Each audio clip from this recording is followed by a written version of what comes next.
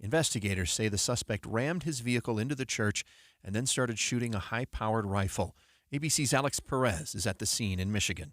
The terror lasting an agonizing 8 minutes until authorities shot and killed the gunman, who officials say was a former Marine and an Iraq War veteran.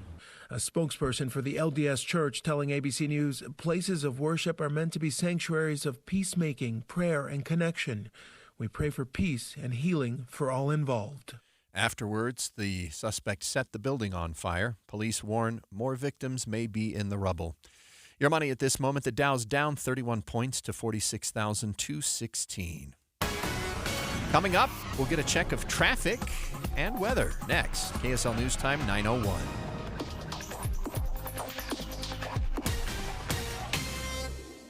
Mornings are for recharging. And they're for starting your day right. We volunteer to join you in the car. Get news and weather at 102.7 FM during the most important part of your day. Andy and Amanda, each morning between 5 and 9 on KSL News Radio. Amanda, I'm always on the hunt for a deal where I get the highest quality for the best price. I mean, that's what everybody wants, right? But Bedrock Quartz delivers that. They give you the highest end countertops and backsplashes and bathrooms and tiles and all of those things.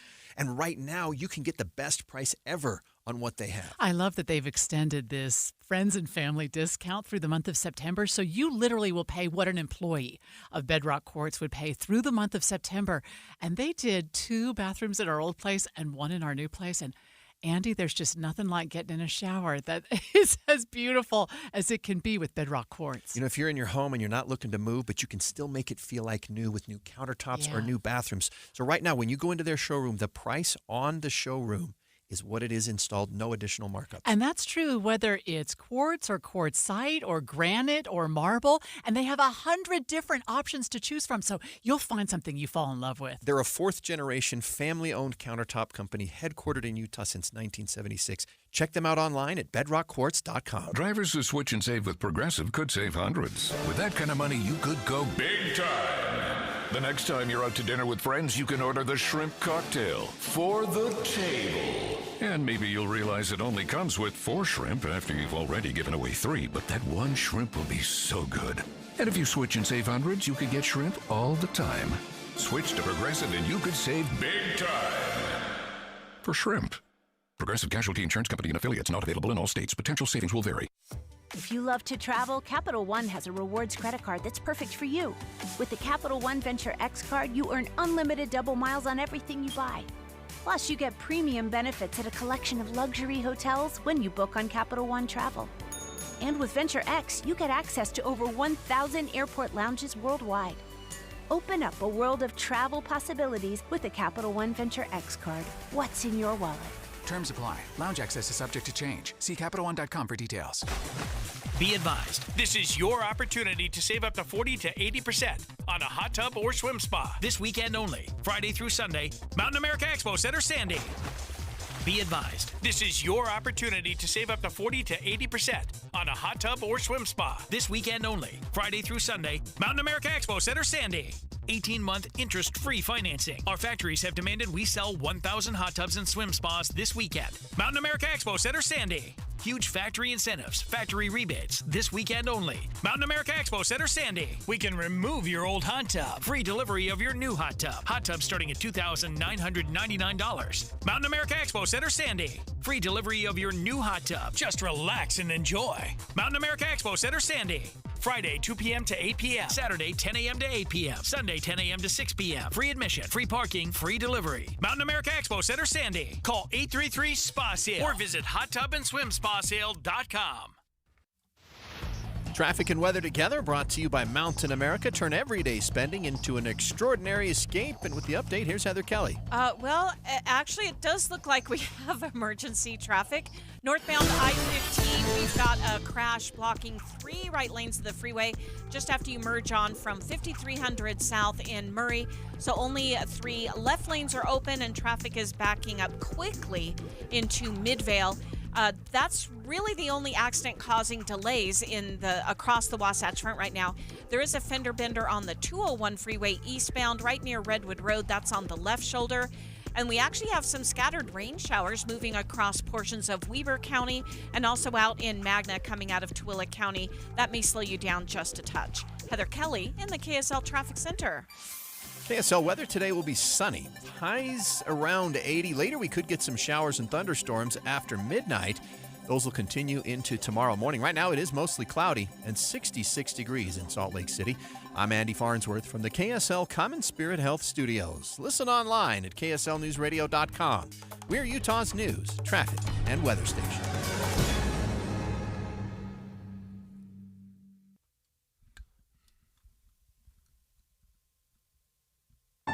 The all-new Inside Sources. Your inside access to the people and policies shaping Utah's future. Here are Greg Skordas and Holly Richardson on KSL News Radio. Remembering President Russell M. Nelson. Special coverage on KSL News Radio.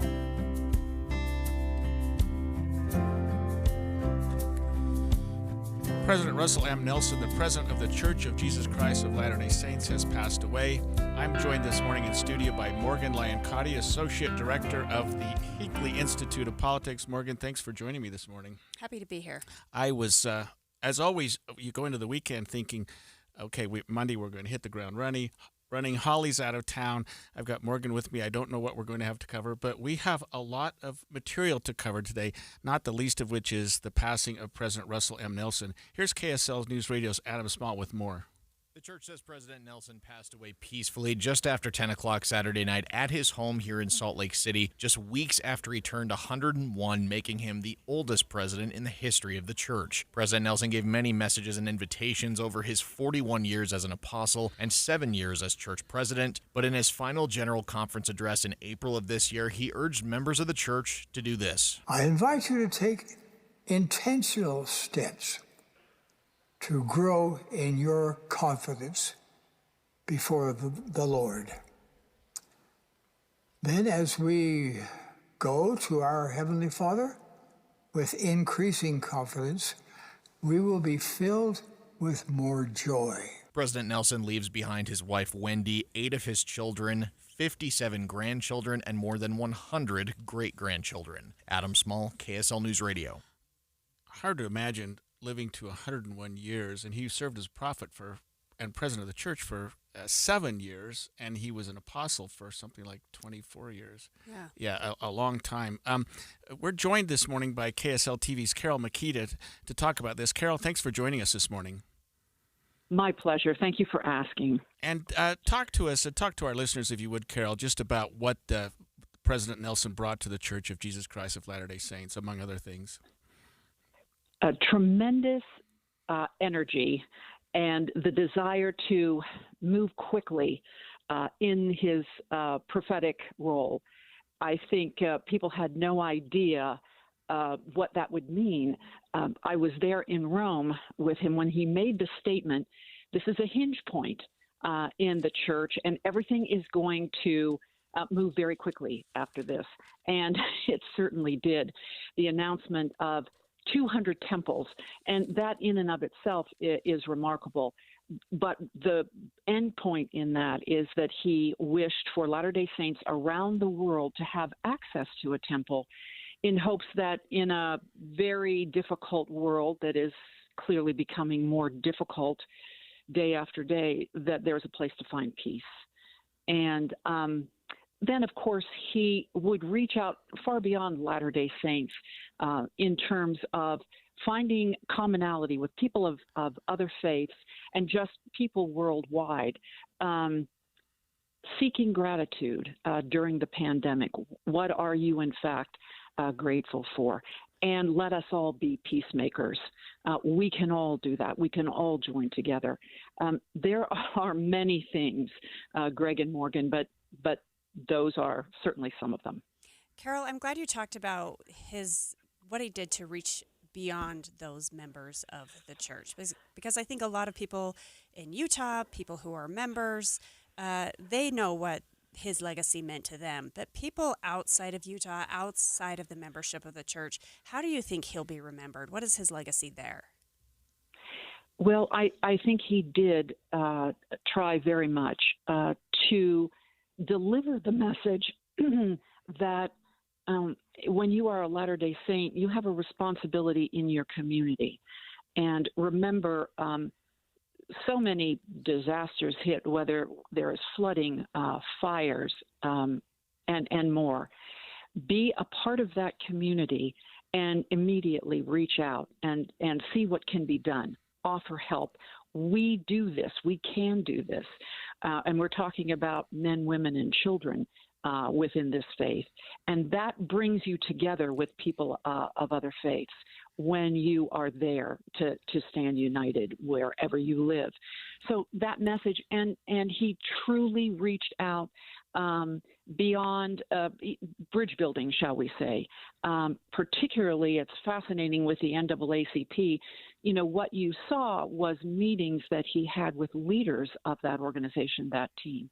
But what has come to fruition is that through the programs sponsored by the Church of Jesus Christ of Latter-day Saints, a fair number of African American students have traveled to Africa to study their roots, to see for themselves and to learn. And that was part of his vision.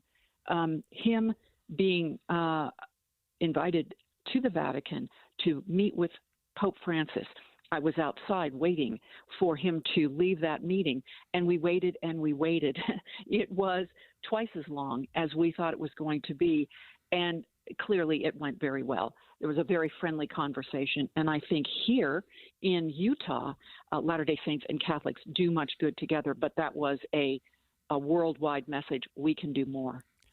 Carol, I'd be interested in your response to an essay that he wrote after his 101st birthday that was published in Time magazine, where he stressed the second great commandment, love your neighbor and treat them with compassion and respect, and how timely that message was.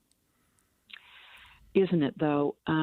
He was showing all of us that this is what a prophet does, because whether we are reacting to things that have just happened or shocked by things that have come about since that message, I think if we pause in our emotional reaction to life and remember more peaceful words and teach them to our children and grandchildren, we find a way, we have to find a way to make it less frightening and more and seeking more peace for ourselves as individuals, but finding a way to do that in our neighborhoods, our schools, our places of business. It's what he sought after. He was interested in listening to people's opinions, and he's showing us the way there as well. And we've talked a lot about how he was a doctor, he was a researcher, he led in his field in many ways. What is that legacy, especially now when we have so much contention around science, around the medical field? Well, this was a brilliant mind, and he certainly has been recognized in the medical community that way. And we all need to remember this is a man, among us who, when he started his career, doctors did not touch hearts. So that was, shall we say, taboo at the time.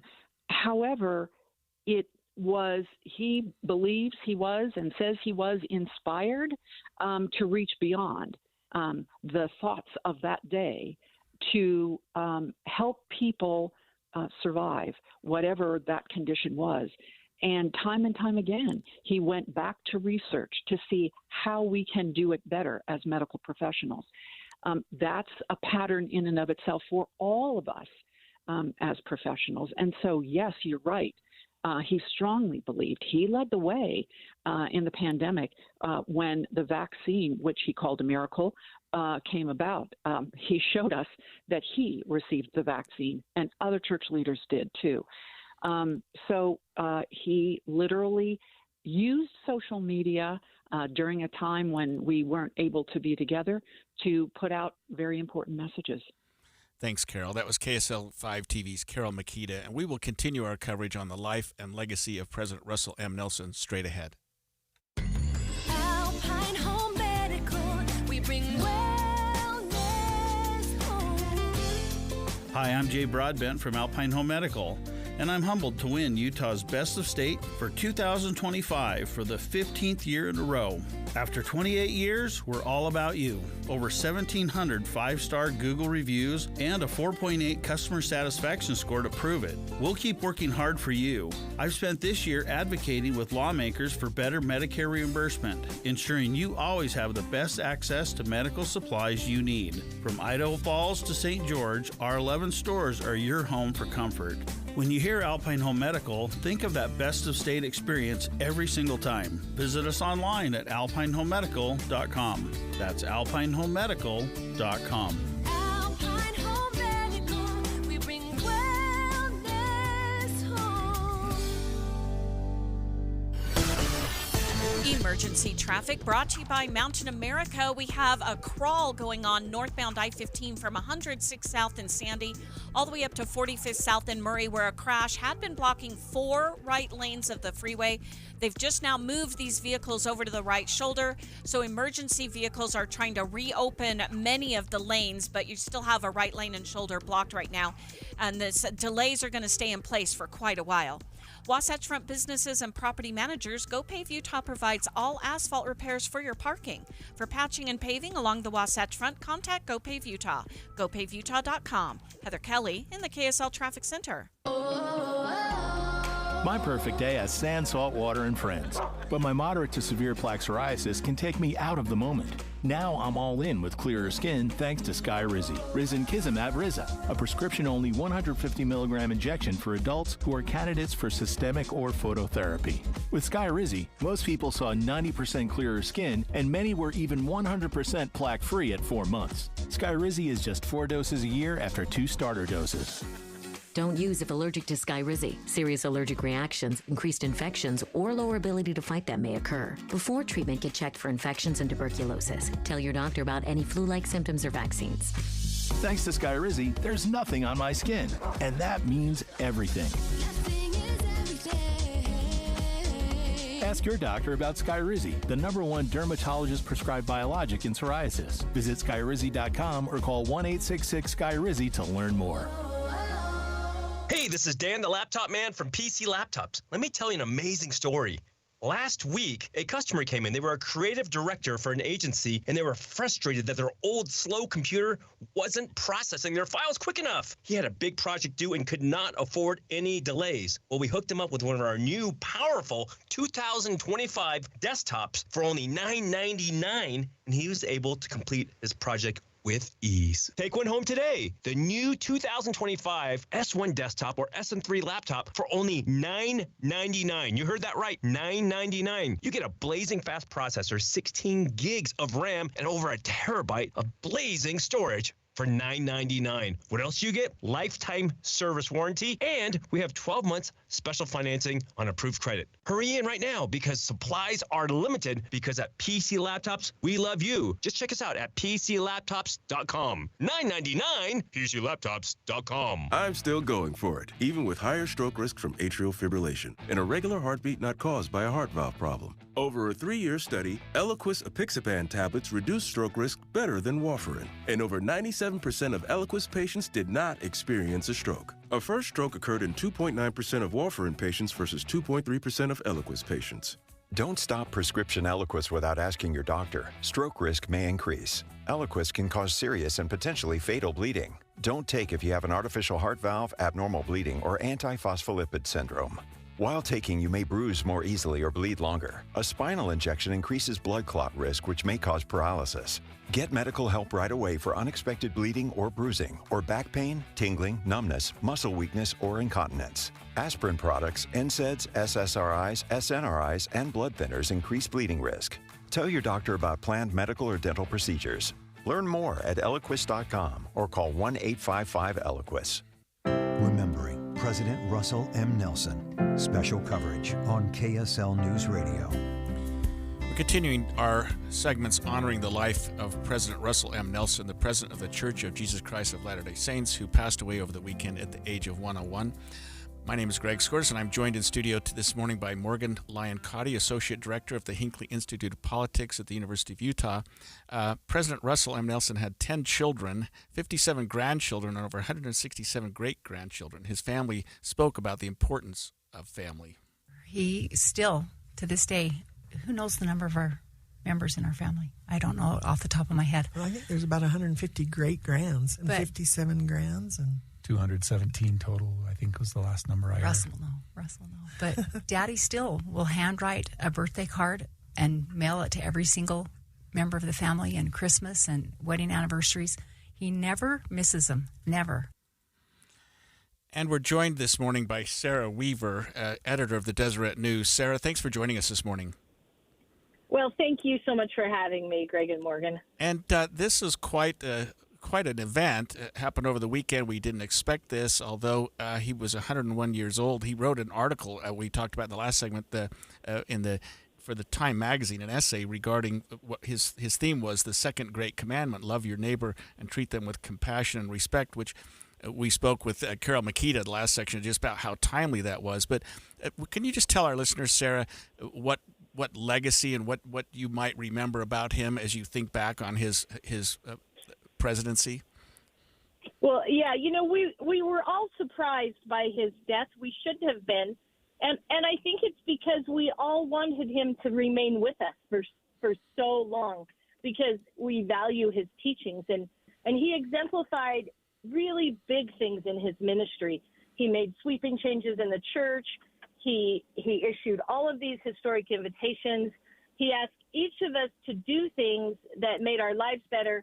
Yet when I think of him, I always think of the way he shook someone's hand. He'd take your hand and then he'd put his other hand over the top. And he'd look you in the eyes as if you were the most important person to him at that very moment. And I think that's because you were the most important thing. He always ministered in the moment. And he had, there's so many examples of how he reached out and blessed and supported individuals. Sarah, just a more general question, just the importance of when someone like this passes, the importance to a community. As his daughters were just saying, estimating 200 members of the family. If you're on the Wasatch Front, you probably have some connection to the Nelson family, whether it's a child or a grandchild or even a great-grandchild. What does it mean, someone that is that connected to a community when they pass? Well, and President Nelson, who does have this enormous posterity, I mean, he had, as Greg mentioned, 10 children, 9 daughters, and 57 grandchildren, great-grandchildren, and even a great-great-grandchild. And so they all have been so prominent in this community. And President Nelson's career as a surgeon also made a lot of people feel a connection to him because he operated or saved the life of a grandfather or a brother or a sister, or his pioneering heart surgery and procedures set in place surgeries that became possible for family members. So people feel this deep, deep connection to him. And that is something that all of us are going to miss. Well, just as a quick aside, I remember when he became president of the church, and I think the Deseret News had a photo of his huge entire family that was meeting. And I grew up with one of his granddaughters, and I just took a picture of it and sent it to her and said, "Dude, your family is humongous." Yeah, President Nelson taught about the importance of family. He taught about the importance of relationships, and he lived that in his own life.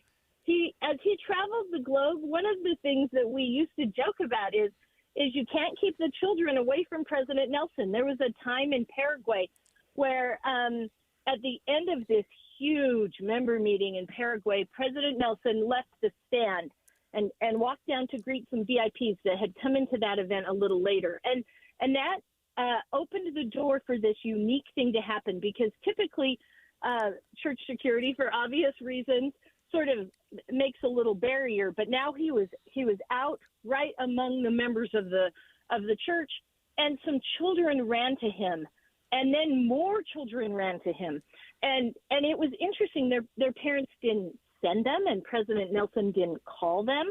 I remember Elder Gary E. Stevenson, who was also there, commented later, and he said they were drawn to him by the love they felt in him.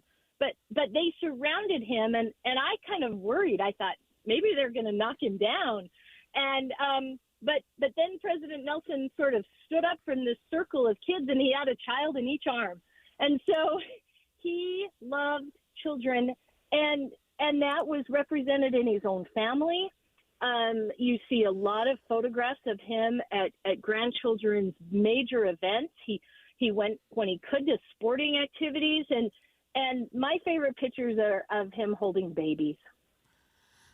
Sarah, it's interesting. My first impression of him after he became prophet, that we're talking about President Russell M. Nelson, was that he had served this incredible legacy as a heart surgeon. I think he was the third person to perform successful open heart surgery. He was involved in the research of the heart-lung machine.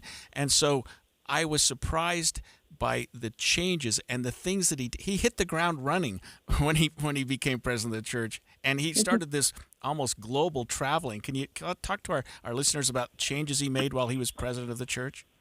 Yeah, you mentioned that. There was this now iconic headline in a national publication that said, "Likely successor, unlikely to change the course of the church." Right. And nothing could have been more wrong. In just 19 months, he traveled to 35 nations and ministered to people in large and small gatherings. And the thing that struck me during that time period is I was assigned to cover that very fast-paced global ministry that he undertook in those first years that he was prophet before the pandemic, is that it didn't matter to him whether he was addressing 30,000 people gathered in a huge soccer stadium in Guatemala, or he was speaking to a few hundred in a hotel ballroom in Vietnam. He was so willing to go to where the people were. He once said very early in that ministry, "If I am comfortable in my own house, I'm not where I need to be. I need to go where the people are." And he had this brilliant mind, and he could actually address them in their own language. I remember being in Peru, and he stood up and he said a few things through a translator, and then he excused the translator and said, "Do you mind if I just speak to you in Spanish?" Well, the whole stadium erupts, because now you have a prophet coming to them in their own nation, speaking to them in their own tongue. Well, with that headline, not expecting to see major changes with President Nelson, I think everyone's expecting that President Oaks will be the next prophet. What types of changes? These were two men that worked with each other for decades, were close friends. One was a doctor, one's an attorney. What can we expect next? Well, President Nelson and President Oaks sat side by side. They worked together since 1984.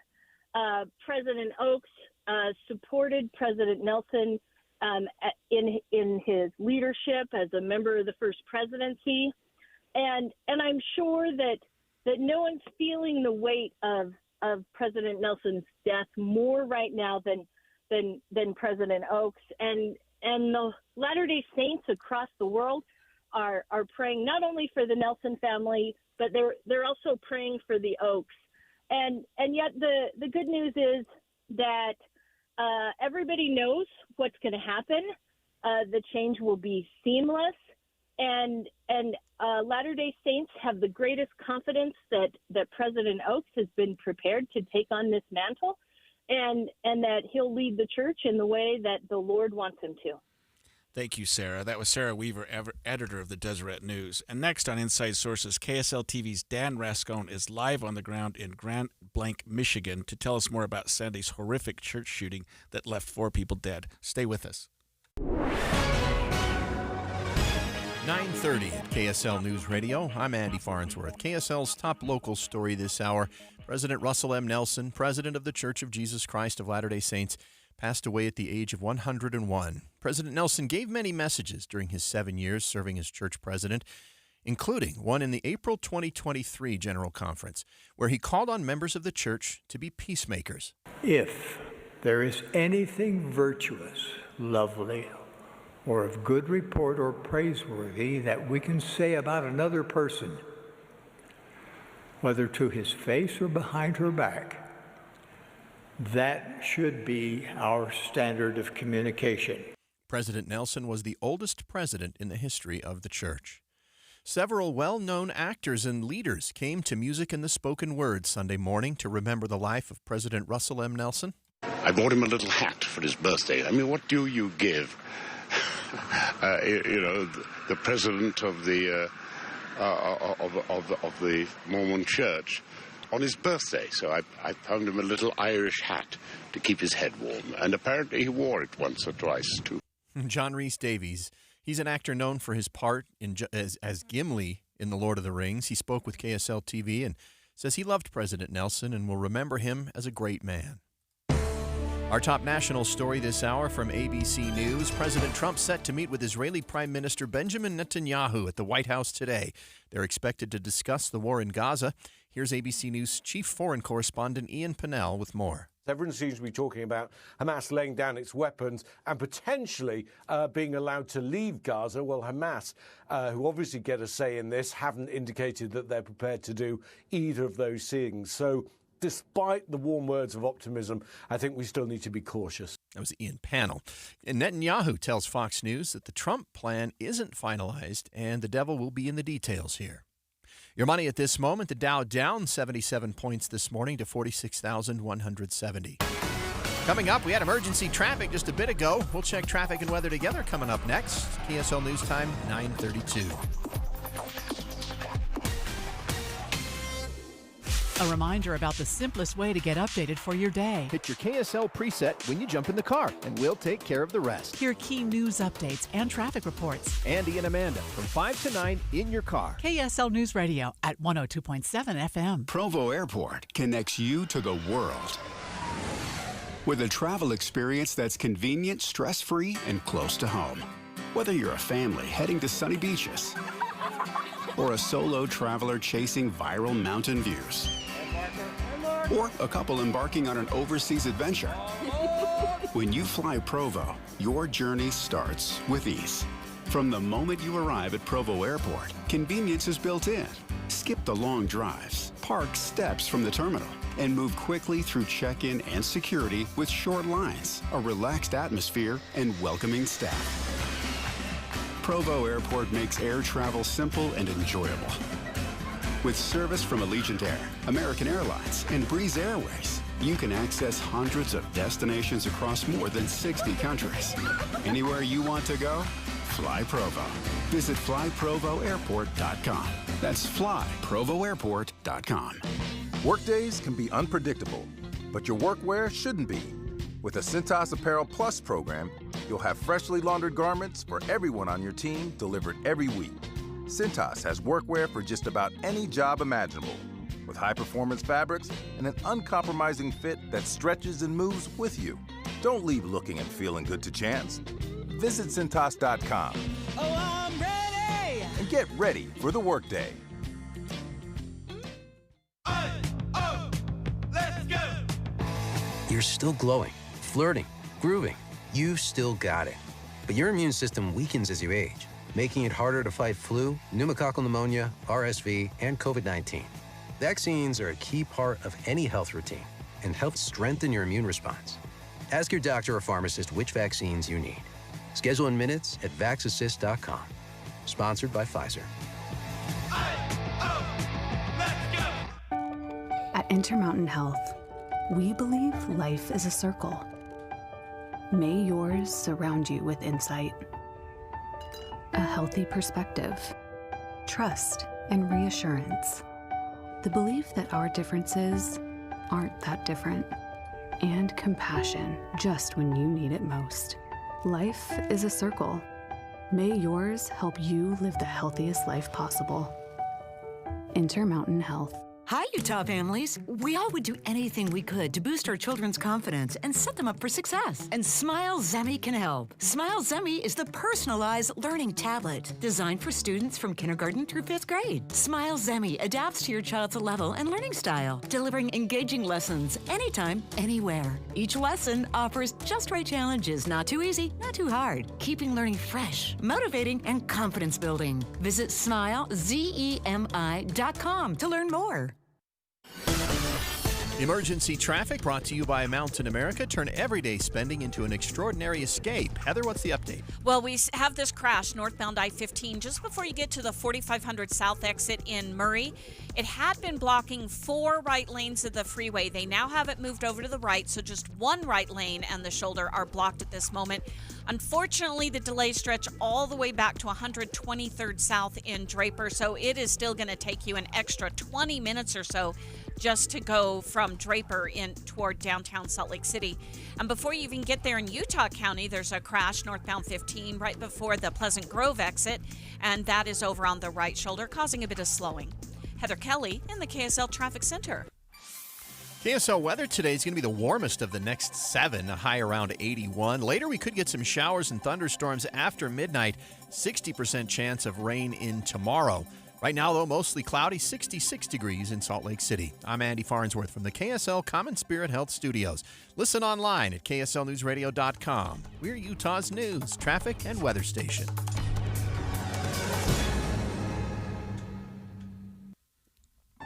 The all-new Inside Sources. Inside Sources. Your inside access to the people and policies shaping Utah's future. Here are Greg Skordas and Holly Richardson on KSL News Radio. The Michigan church shooting. Special coverage on KSL News Radio. A gunman drove his truck into a Michigan church where hundreds were worshiping Sunday and opened fire. 4 people are dead and at least 8 are injured. I'm joined this morning by Morgan Lyon-Cotty, Associate Director of the Hinckley Institute of Politics of Utah. Here's more on that story from ABC's Alex Perez. Paul Kirby ran outside after hearing a loud boom. Just saw a guy with a gun, and he started opening fire at everybody. One survivor, still in his blood-stained shirt, telling our ABC affiliate WXYZ the suspect was wearing camouflage and shot at his car as he tried to flee. He pointed his gun at our car and fired 3 shots.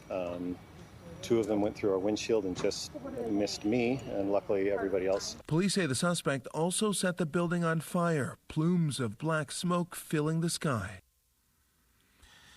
And we're joined this morning by KSL TV's Dan Rascone, who's live in Michigan. Dan, thanks for joining us this morning, and tell us what you can, the latest update on what we're learning about this shooting. Hey, good morning, Greg. Yeah, this is just a horrific, awful story here to be talking about. I mean, here you have hundreds of people at a worship service, you know, on a Sunday, a place where they should feel safe, a place where they should be free from being able to, from violence and those kind of things. And yet something like this happens. Right now, we're waiting for a press conference. It's expected to begin in about an hour or so. But the latest press conference we had was last night about 8 o'clock. We got in late last night. And as you mentioned, 4 people dead right now, 8 injured. Just an unbelievable situation as far as this building going up in flames. I mean, not only did this shooter come into the building and start shooting, then apparently, according to authorities, it looks like he used gasoline to light it on fire. And you may have seen some of the images of that fire. Just incredible. The entire building up in flames.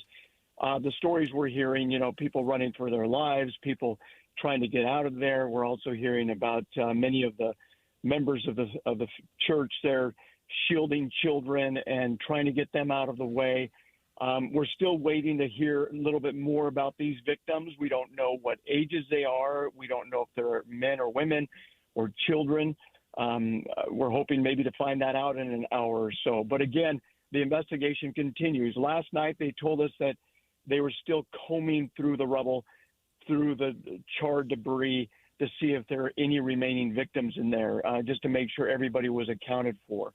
But again, just an awful, awful scene. This is a beautiful community out here, Grand Blanc, Michigan, just a gorgeous suburb type area that's, about 40,000 people or so, a quiet community. We're about 50 miles or so outside of Detroit.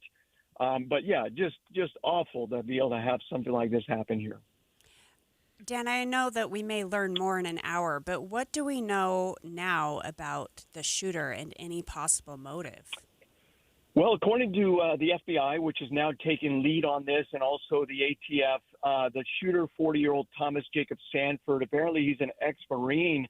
The motive there's a big question that we're looking at here. He basically took his pickup truck, and it had 2 American flags raised in the truck bed, and they just rammed it right through the front entrance there of the church, and then got out and started shooting, according to police.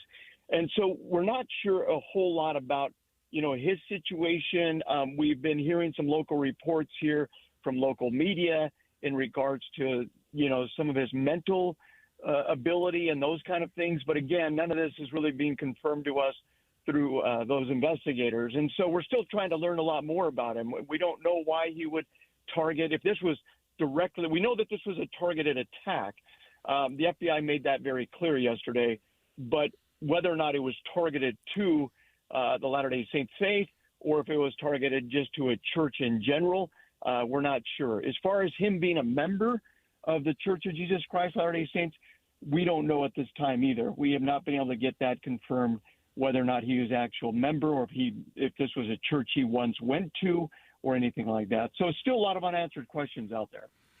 Dan, we had heard that there were some members of the church who were in attendance in the chapel at the time who may have been law enforcement or for some reason happened to be armed. Do you know if they were the ones responsible for subduing him and ultimately killing him? We have also heard some of the same reports that maybe because basically authorities are saying they were there within 30 seconds after the 911 call. So I don't know if they were. I mean, this is a pretty open community, large lots, large land. It's not like you can get places, pretty quickly, but within 30 seconds, they must have had somebody out there. But we do understand that the suspect was shot and killed there in the parking lot by an armed officer.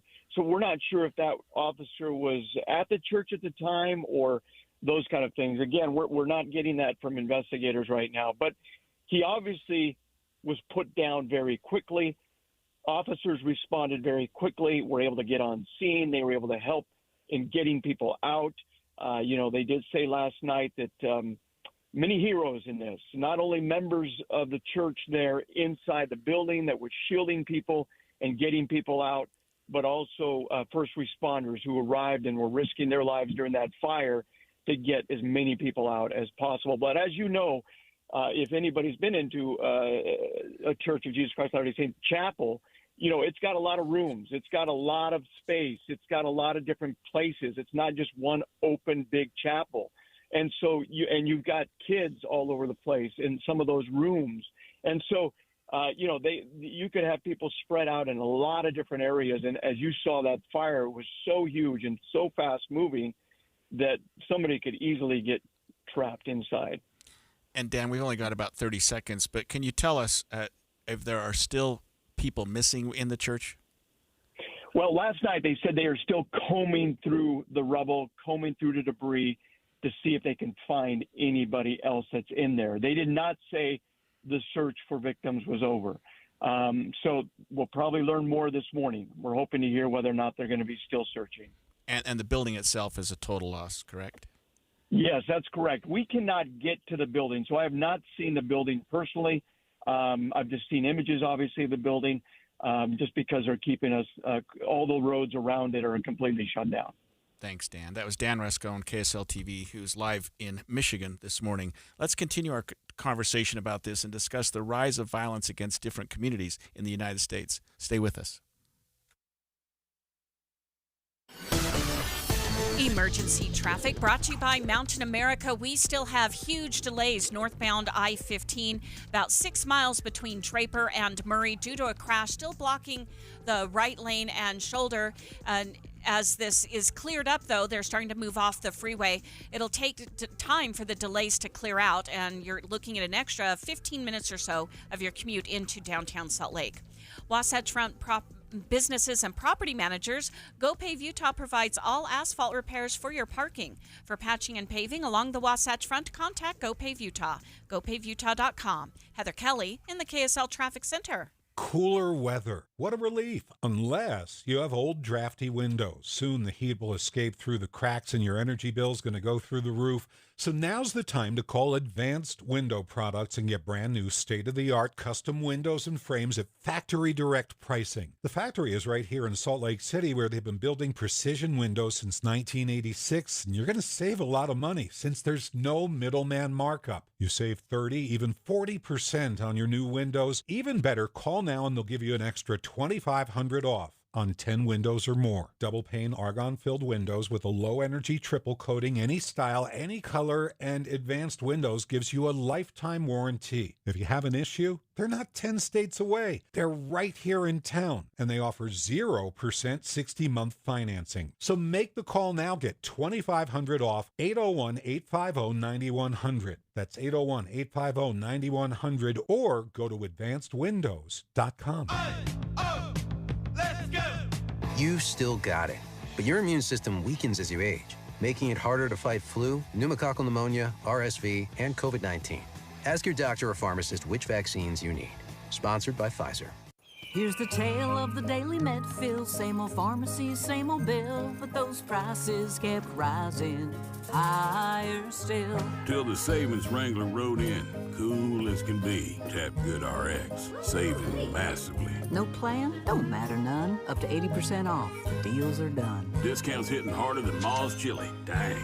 That one little app does all the rest. Save time and money on prescriptions. Check Good RX. Good RX is not insurance. How can you free your team from time-consuming office tasks? Amazon Business. Smart business buying tools enable buyers to find and purchase items fast so they can focus on strategy and growth. Free up your team and focus on your future. Learn more at AmazonBusiness.com. What's up, everybody? I'm Mike Wilson with Any Hour Services, and if you have a drain that's clogged or backed up, after you've tried the plungers and products, the next step usually involves some kind of drain snake or cabling equipment. You see, sometimes the blockage is far enough down the line that you need special equipment that most homeowners just don't have. That's where the Drains Department at Any Hour Services can help.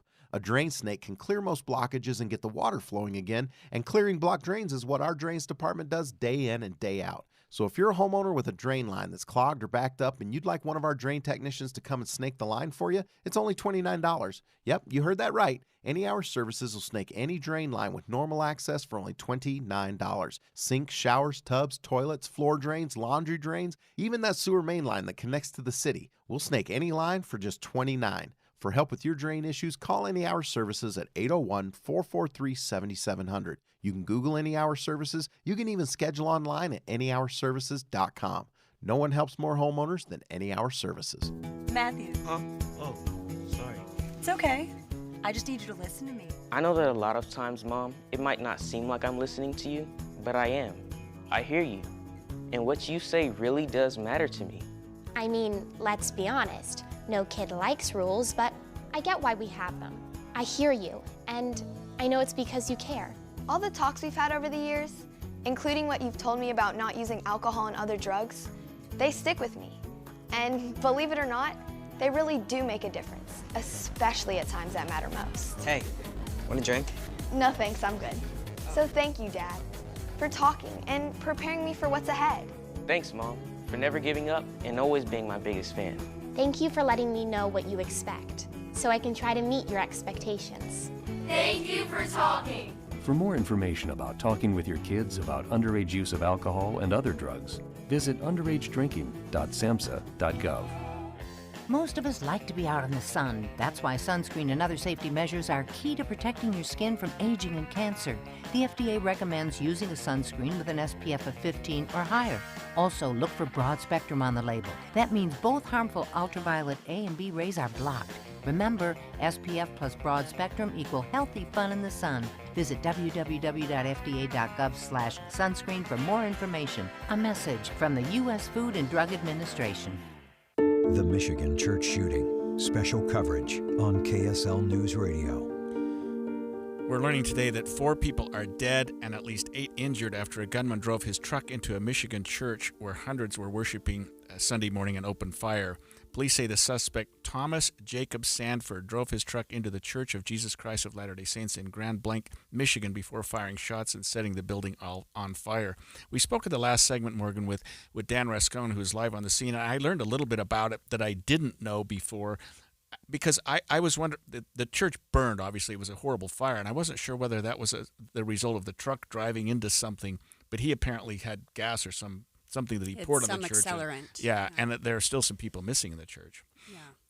Here's ABC's Josh Margolin. He joins the Startup podcast to discuss the recent uptick in violence toward houses of worship.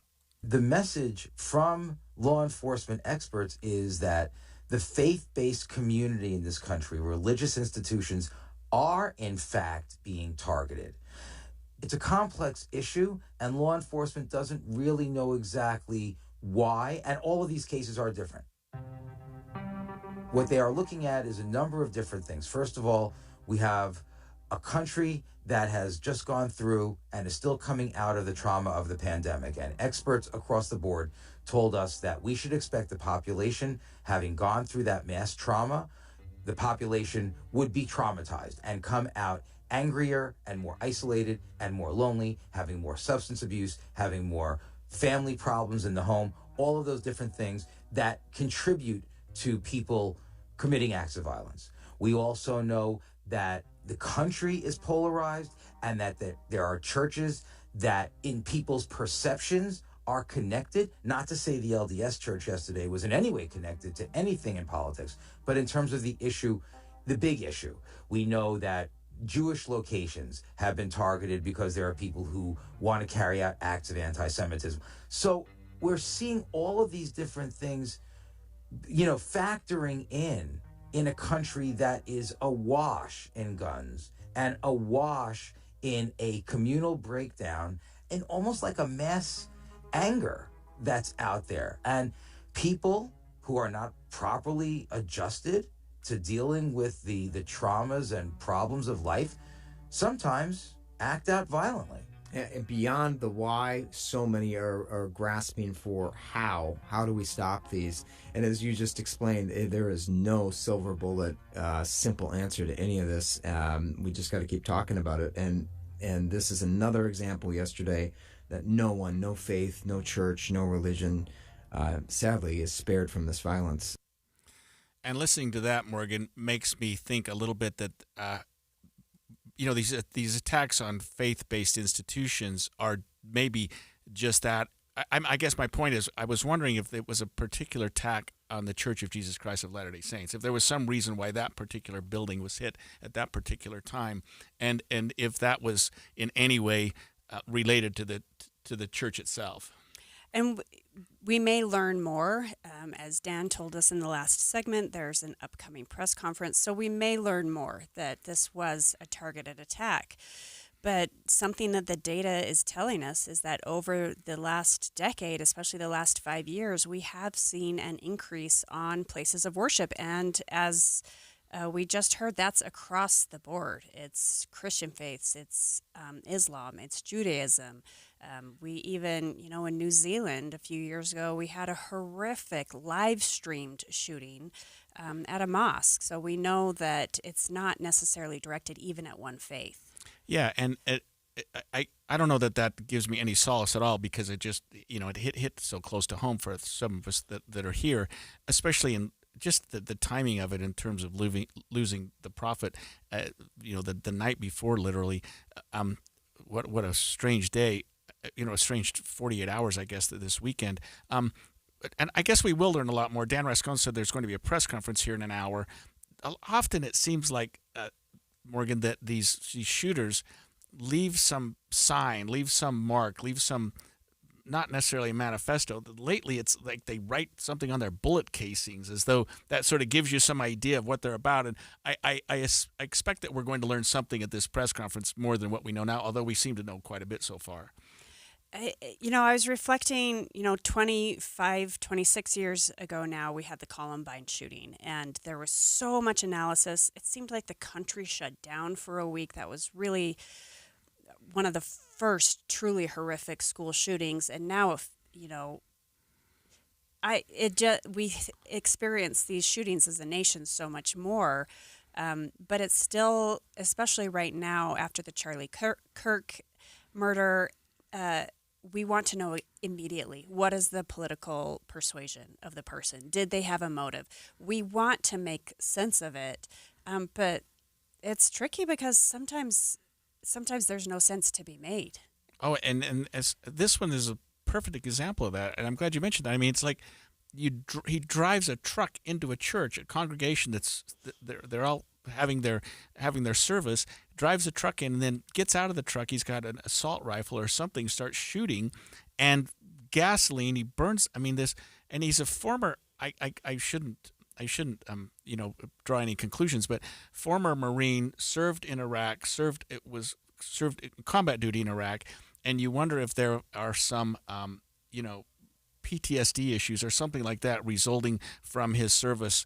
We'd hope not, because that's certainly not an excuse or justification. But sometimes these people, they either get radicalized by something they're seeing on the internet, or maybe there's something internal going on with respect to their mental health. Because this isn't just.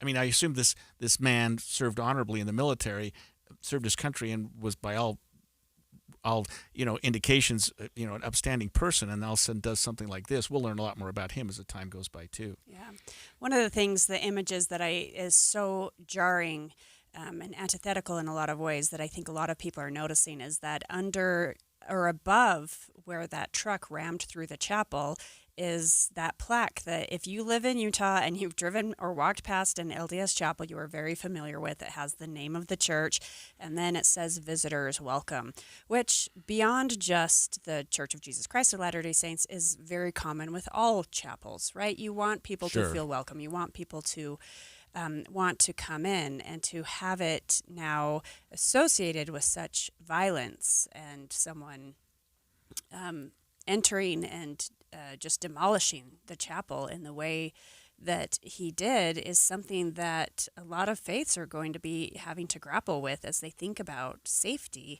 and how to keep people safe on Sunday mornings. And do you have armed people in the congregation? I mean, that's hard to imagine that you'd have law enforcement outside church buildings now. We don't know much about the people that subdued him, but someone shot and killed the suspect in relation to this. And I had heard early that it was somebody in the congregation. There was a law enforcement officer or a wildlife resources or somebody like that happened to be there, happened to be armed, and was able to subdue him before other people were killed. Because if he goes into a church and there's a congregation in the chapel, as we've all been in churches and seen how that goes on Sunday. I mean, they're just there. They're wide open. I mean, and he's got an assault rifle. He could potentially have killed many, many people. And 4 is awful. It's horrible. And at least 8 are injured. 1 is in critical condition. There are still some people maybe missing. And of course, with the burning of the church, they're probably some of the authorities have been reluctant to jump in and do too much until they get that scene safe. But we'll learn more here. Maybe before we're done with the show, we may be able to come back to that. Yeah, and when I first heard about this and heard about the timing, the hour that LDS or members of the church go to church on Sundays for 2 hours. One of those hours, they are all in the same room together. And when I learned that is when the attack happened, I feared that there would be dozens murdered. And it's miraculous or lucky or however you want to frame it. It's amazing that the number is as low as it is, even though every life is a tragedy. And we're learning that the Church of Jesus Christ of Latter-day Saints in Grand Blanc, Michigan has resources available for those that were present or just want to talk about it. Dial 988 for crisis support and help. The Utah Warm Line is another resource for support, staffed 8 a.m. to 11 p.m. every day. That's 833-SPEAK-UT. You can call that number toll-free. When we come back, we're going to talk about the man accused of killing Charlie Kirk. Tyler Robinson is expected to appear in court today in about 30 minutes. We'll talk about what to expect straight ahead. KSL FM Midvale. KSL Salt Lake City. From the KSL Common Spirit Health Studios, this is KSL News Radio. Utah's news, traffic, and weather station.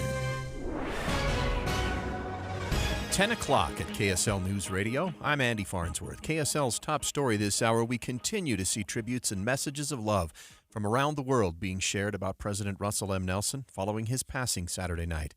President Nelson spoke many times in the decades he served in church leadership, but in his final General Conference message in April of this year, President Nelson urged members to do more to increase their confidence before God, like going to the temple. As we diligently seek to have charity and virtue fill our lives, our confidence in approaching God will increase.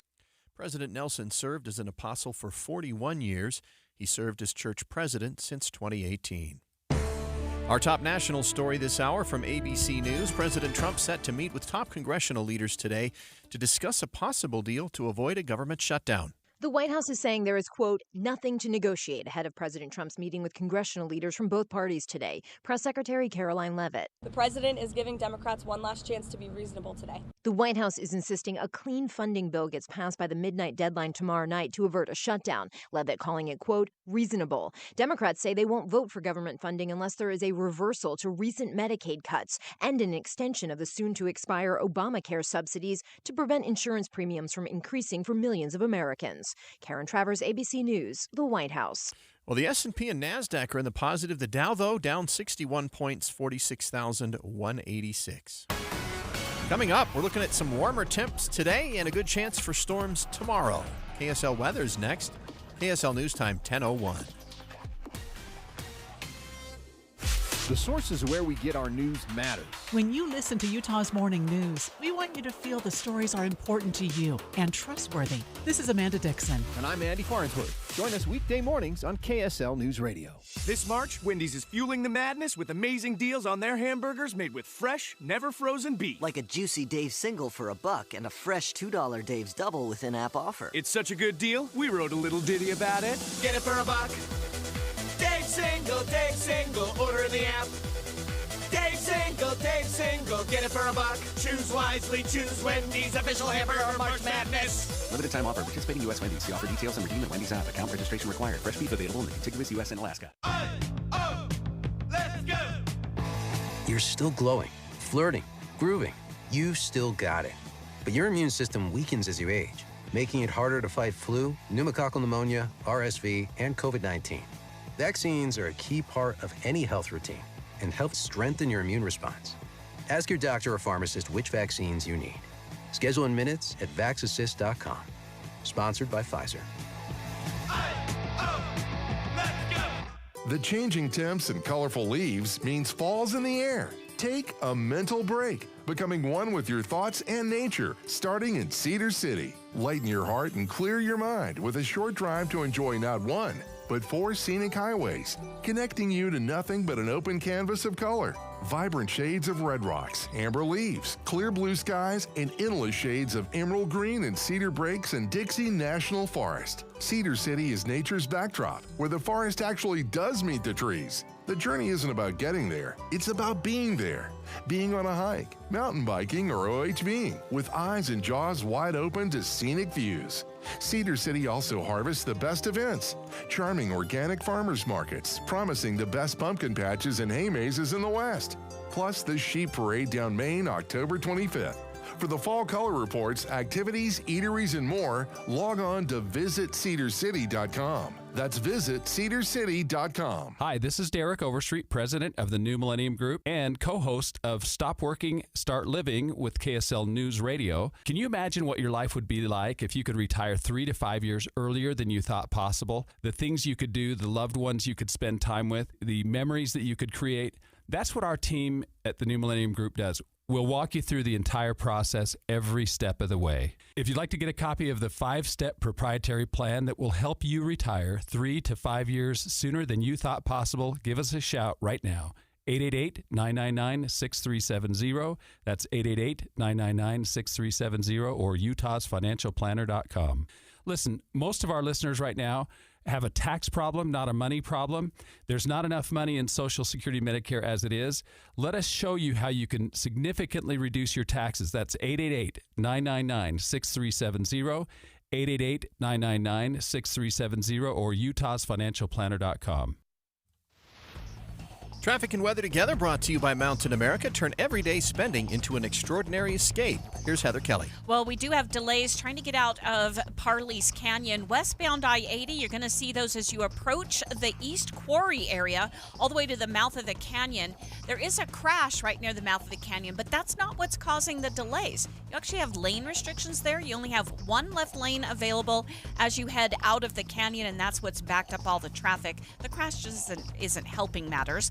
And then you're going to still see some slowdowns northbound I-15 through portions of Sandy and Midvale from an earlier crash that's now cleared, but those delays are quickly easing as you head into downtown Salt Lake City. While you're planning your day, plan for comfort too with the Good Feet store. Find the location nearest you at goodfeet.com. Heather Kelly in the KSL Traffic Center. Well, KSL weather, we should get up to 81 degrees today, but we have a cool down tomorrow and a strong chance for some thunderstorms. Right now, it is mostly cloudy and 68 degrees. I'm Andy Farnsworth from the KSL Common Spirit Health Studios. Listen online at kslnewsradio.com. We're Utah's news, traffic, and weather station. We're going to take a break right now and go to the live television coverage that's occurring right now of the court hearing in Provo for the accused killer of Charlie Kirk. This is Tyler Robinson. He is not in court. The court has started, and the judge is addressing the two attorneys. Right now, Kathy Nestor, the new attorney for Tyler Robinson, is speaking. In this case yet, I think it's just important that if anyone is identified that they have information about this order. So I think other than that, we wouldn't weigh in on any other matter. Thank you. Well, thank you for that question. That's an important one. The court will rule that as the witnesses become known to each side, that information is conveyed to abide by this order. Obviously, there are potentially many witnesses. This is so Judge it's not Tony the Groff expectation speaking. that you would be able to do that up front, but as they become known, I would ask that you would inform them of this. Anything else, counsel? Nothing from the state. Nothing else, Judge. Thank you. Ms. Nestor. Thank you, Your Honor. We recognize that we are here today for a waiver hearing. It is not our intent to waive a preliminary hearing in this matter. We are going to be seeking that one be set. However, based largely on what the state just referred to as far as the voluminous nature of the discovery materials, we do think it would be prudent to simply reset for another conference, another waiver hearing, a little bit down the road where we have a better idea once we start seeing the discovery as it rolls in.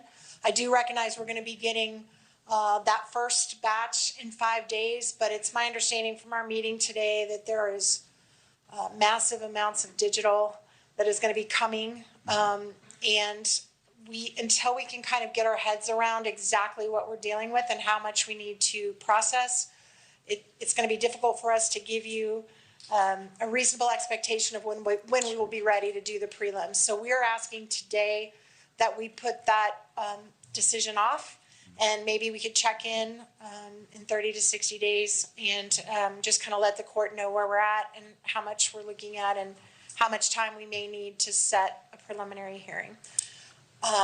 Also, as far as a detention hearing, we are not asking the court to address that issue at this time. Under the statute, the issue is going to come down to the question of whether there's substantial evidence, which right now we're just not in a position at all to be able to even argue to the court. So we are probably going to ask that the court delay that decision possibly until the time We're of the hearing from prelim. Kathy Nestor, the attorney who was recently appointed on the Tyler Robinson case involved in the accused, he's the accused killer of Charlie Kirk. Decisions on that matter. Thank you, counsel. In regards to the next hearing date, how about October 30th at 10 a.m.? That works for the state, Your Honor. Thank you. All right. That's fine for the defense, Your Honor. All right. Now, as we're at the beginning, anything further from counsel from either side? No, Your Honor. Thank you. No, Your Honor. Thank you. As we are at the beginning of this case, it is my intent to only speak when I'm needed or it is necessary. But today I do wish to provide guidance and expectations that you can have for this court and wish to enter an order as well. As this case moves forward, Mr. Robinson's constitutional rights will be protected at every stage. He sits before this court presumed innocent, and that presumption remains unless and until each element of every offense charged against him is proved beyond a reasonable doubt. At the same time, and as applicable, victims are entitled under our Constitution to be treated with fairness, respect, and dignity, free from harassment or abuse. Justice demands that both of these principles, the rights of the accused and the rights of victims, be honored without compromise. I remain steadfast in my oath that I made 56 days ago to support and defend the constitutions of the United States and of Utah. I will carry out my duties with fidelity, transparency, and impartiality, treating every person who appears before me with the dignity and respect they are inherently due because they are human beings. Let me be clear, I will not put my finger on the scale of justice. These proceedings will be open to the public, conducted in accordance with the law, and handled with diligence and competence to ensure that justice is never compromised. It is the standing order of this court that Mr. Robinson shall be allowed to appear in person so he can fully engage with his attorneys and participate in these legal proceedings. Counsel, regardless of who is watching, whether it is the nation or a single individual, we must fulfill our roles with integrity, civility, and diligence. I encourage each of you to give your very best to this case. Neither Mr. Robinson nor the people of Utah deserve anything less than the fair and impartial administration of justice. In regards to the next hearing, counsel, on that October 30th date at 10 a.m., it's the court's intent that it be in person if it be the wish of counsel for the defense for Mr. Robinson to be present. It is, Your Honor. Thank you. Thank you. Counsel, anything else that we can address today? Your Honor, we appreciate the court's comments with respect to Your Honor's role in this case. This is Deputy County Attorney Chad Grunander addressing the court. With integrity, with professionalism and civility. We are truth seekers. We will aggressively pursue the truth in this case. Thank you. Thank you. All right, counsel, unless there's anything else, thank you for being here. This court is in recess. So that ends the hearing. That was the second hearing held on the Tyler Robinson case, the individual accused of killing Charlie Kirk. That was heard this live. We just heard that from the Utah County Courthouse. Judge Tony Graff, who indicated that he was appointed 56 days ago, and I've known that judge for a long time. He was a prosecuting attorney.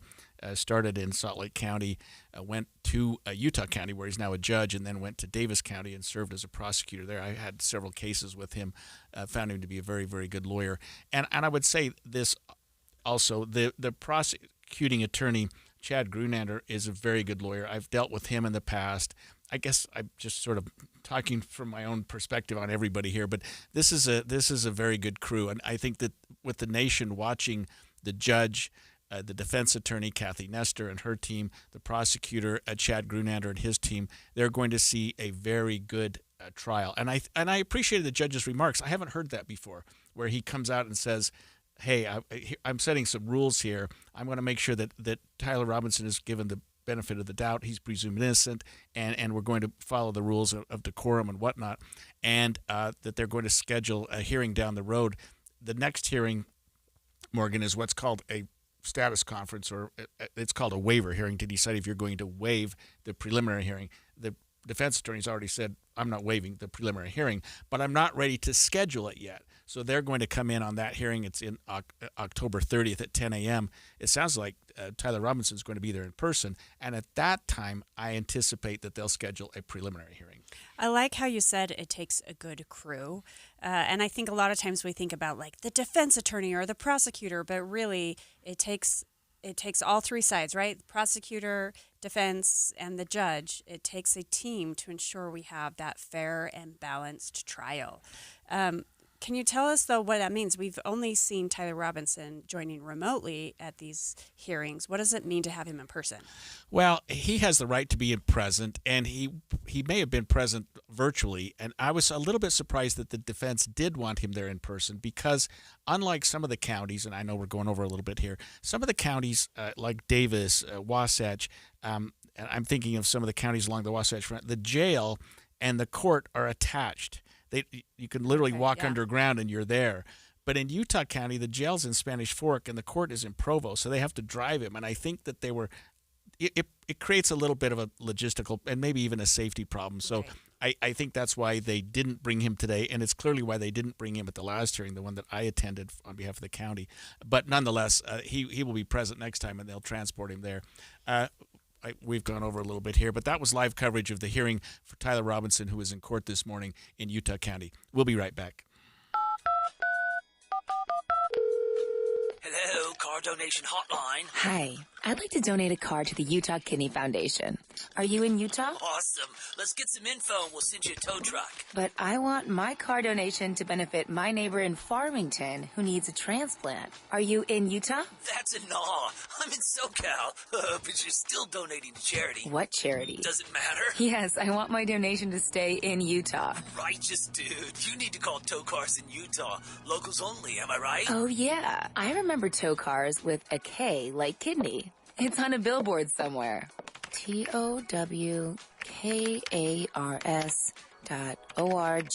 That's it. Towcars.org. If you'd like your vehicle donation to help Utah kidney patients in the Beehive State, please use the web address on their billboard, towcars.org, to donate your old car or truck. That's TOWK like kidney, ARS. Towcars.org. Plan your escape to the Overlook Hotel. Enjoy crisp mountain air, breathtaking views, and peace and quiet. Maybe too quiet? Based on Stephen King's thrilling novel, The Shining, Jack Torrance's descent into madness at the Overlook Hotel comes to life on stage. Just in time for Halloween, October 11th to 19th at the Haunted Capitol Theater.